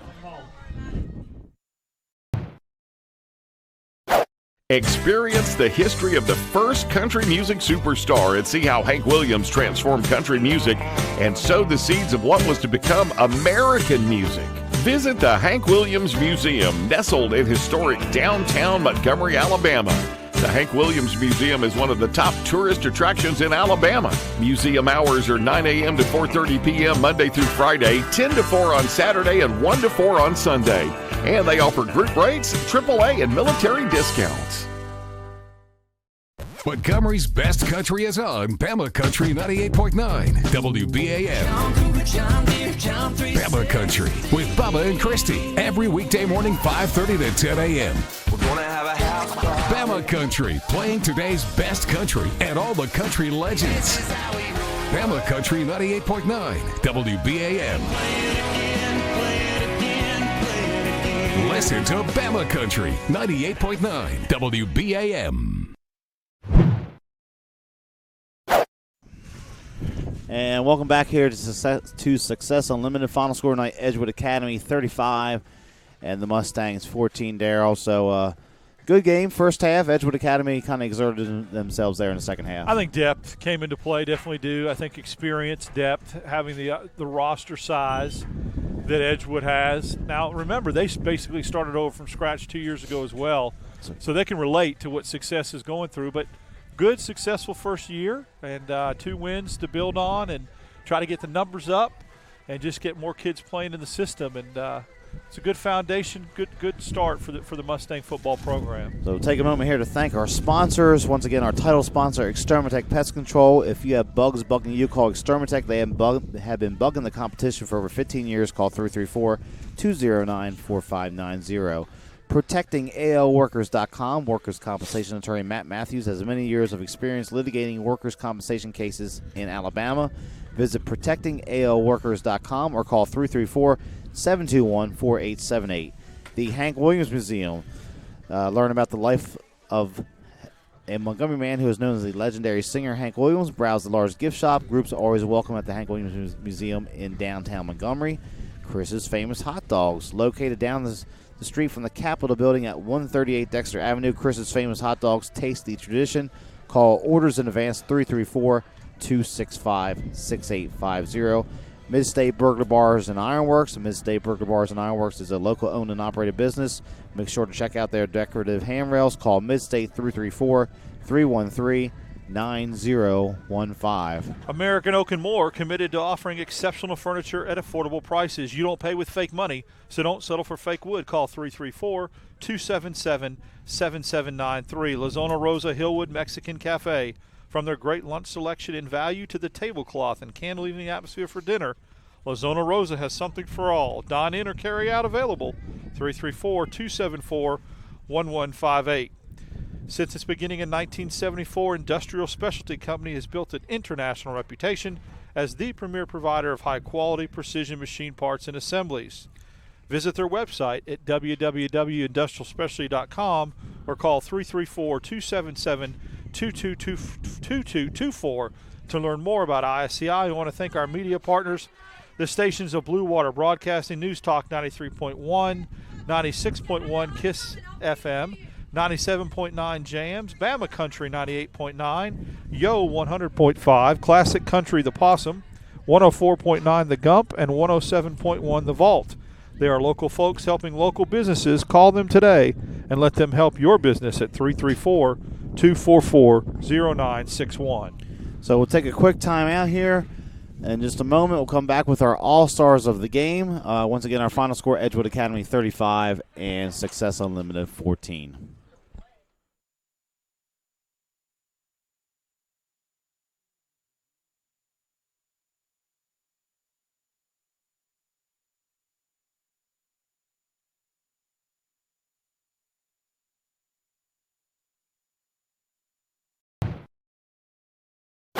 Lazona Rosa Hillwood Mexican Cafe, located on Zelda Road, minutes from downtown Montgomery, is one of the area's finest Mexican restaurants. From our great lunch selection and value to our tablecloth and candle evening atmosphere for dinner, Lazona Rosa has something to offer all connoisseurs of fine Mexican dining. Come on down today and enjoy some great Mexican. Lazona Rosa Hillwood Mexican Cafe on Zelda Road, minutes from downtown. Extermatech Pest Control is a small, passionate, and powerful team. If you have bugs bugging you, join the Extermatech family and have peace of mind that comes from the expertise of a professional company and enjoy their personal service. Extermatech is locally owned and operated. They've been bugging the competition for over 15 years. Each and every customer is important to them. Customer service, their number one goal. Call Extermatech 334-209-4590. We're not your daddy's rock and roll station. 104.9 The Gump. Montgomery's alternative rock station. 104.9 The Gump. The only radio station in Montgomery playing new rock alternative. 104.9 The Gump. Montgomery's alternative rock station. 104.9 The Gump. I had a dream, a beautiful dream. I couldn't believe how real it seemed. Up on stage, in the field of green, on the winding river, and a song you'll sing. When I wake up, I'll see you here in Montgomery, where dreams come true. If you're injured on the job, the law requires your employer to pay your medical expenses and cover your lost wages for any work-related injury. Employers and their insurers often try to deny workers' compensation claims or limit your benefits. Whether you're totally disabled and cannot work, or if you've suffered some impairment, attorney Matt Matthews has years of experience litigating. For more information, go to the website protectingalworkers.com. That's protectingalworkers.com. Mid-State Burglar Bars and Ironworks Incorporated is a locally owned and operated business in Montgomery, Alabama. And we've been in business since 1985 and served Montgomery and the surrounding counties with burglar bars, ironworks. Our philosophy is being honest, dependable, and treating each customer with respect and selling a quality product at a fair price. If you need burglar bars or ironwork of any kind, call Mid-State Burglar Bars and Ironworks, Montgomery. It was 1917. Charlie Chaplin appeared as the Little Tramp, Walt Disney graduated from high school, and Woodrow Wilson was reelected president. And in Montgomery, Chris's sold their very first hot dog. Move forward to the 1950s. Hank Williams was hanging out at Chris's. Up through the 70s and 80s, many stars and politicians discovered Montgomery's little secret. Jump ahead to the new millennium. Riverwalk Stadium, the alleyway, and the new downtown. It's now 100 years later, and Chris's is still serving their world-famous hot dogs at 138 Dexter Avenue. How long has it been since you've tasted the city's most famous hot dog? Make Chris's part of your family history. Still family-owned and operated, Chris's makes every hot dog and hamburger to order. Take Chris's to your next party or event. Call-in orders are welcome. Online at chrishotdogs.com and on Facebook. Chris's Famous Hot Dogs. Taste the tradition. And welcome back here to the Montgomery Sports Network, where we'll take a moment to look at our offensive and defensive all-stars of the game. So the Montgomery Sports Network Offensive All-Star of the game, sponsored by attorney Matt Matthews, is going to be the running back for Edgewood Academy, Colby Potts, the 8th grader. Yeah, he got it started early, got the first touchdown, and I really felt like he kind of got the game in control for Edgewood in the second half, was really wearing down the Success Unlimited defense. And for an 8th grader, just really impressive. He's got a bright future ahead of him. And the Montgomery Sports Network Defensive All-Star of the game, sponsored by attorney Matt Matthews, is going to be number 10 for Success Unlimited, Matthew Perkins. Matthew Perkins did a really good job of trying to stymie and try to contain some of the Edgewood offensive tendencies, and I think he did a good job. Very athletic, blew up plays in the backfield. I was very impressed by Perkins. He kind of jumps off the field at you. So, once again, our final score tonight here, Edgewood Academy with the 35-14 victory over Success Unlimited. Don't forget, tomorrow night we'll be having Alabama Christian playing host to Ashford here on the Montgomery Sports Network. So, to wrap things up, once again, our executive producer is Stephanie House. Our technical director is Tommy House. Our social media director is Stephen Mock. On camera tonight, we have Ron Simpson. Our color analyst is Darryl Dapperidge. My name is Kane Young. We thank you for watching tonight, as Edgewood Academy once again a winner over Success Unlimited by a final score of 35-14. Thank you for watching the Extermatech Pest Control Game of the Week here on the Montgomery Sports Network.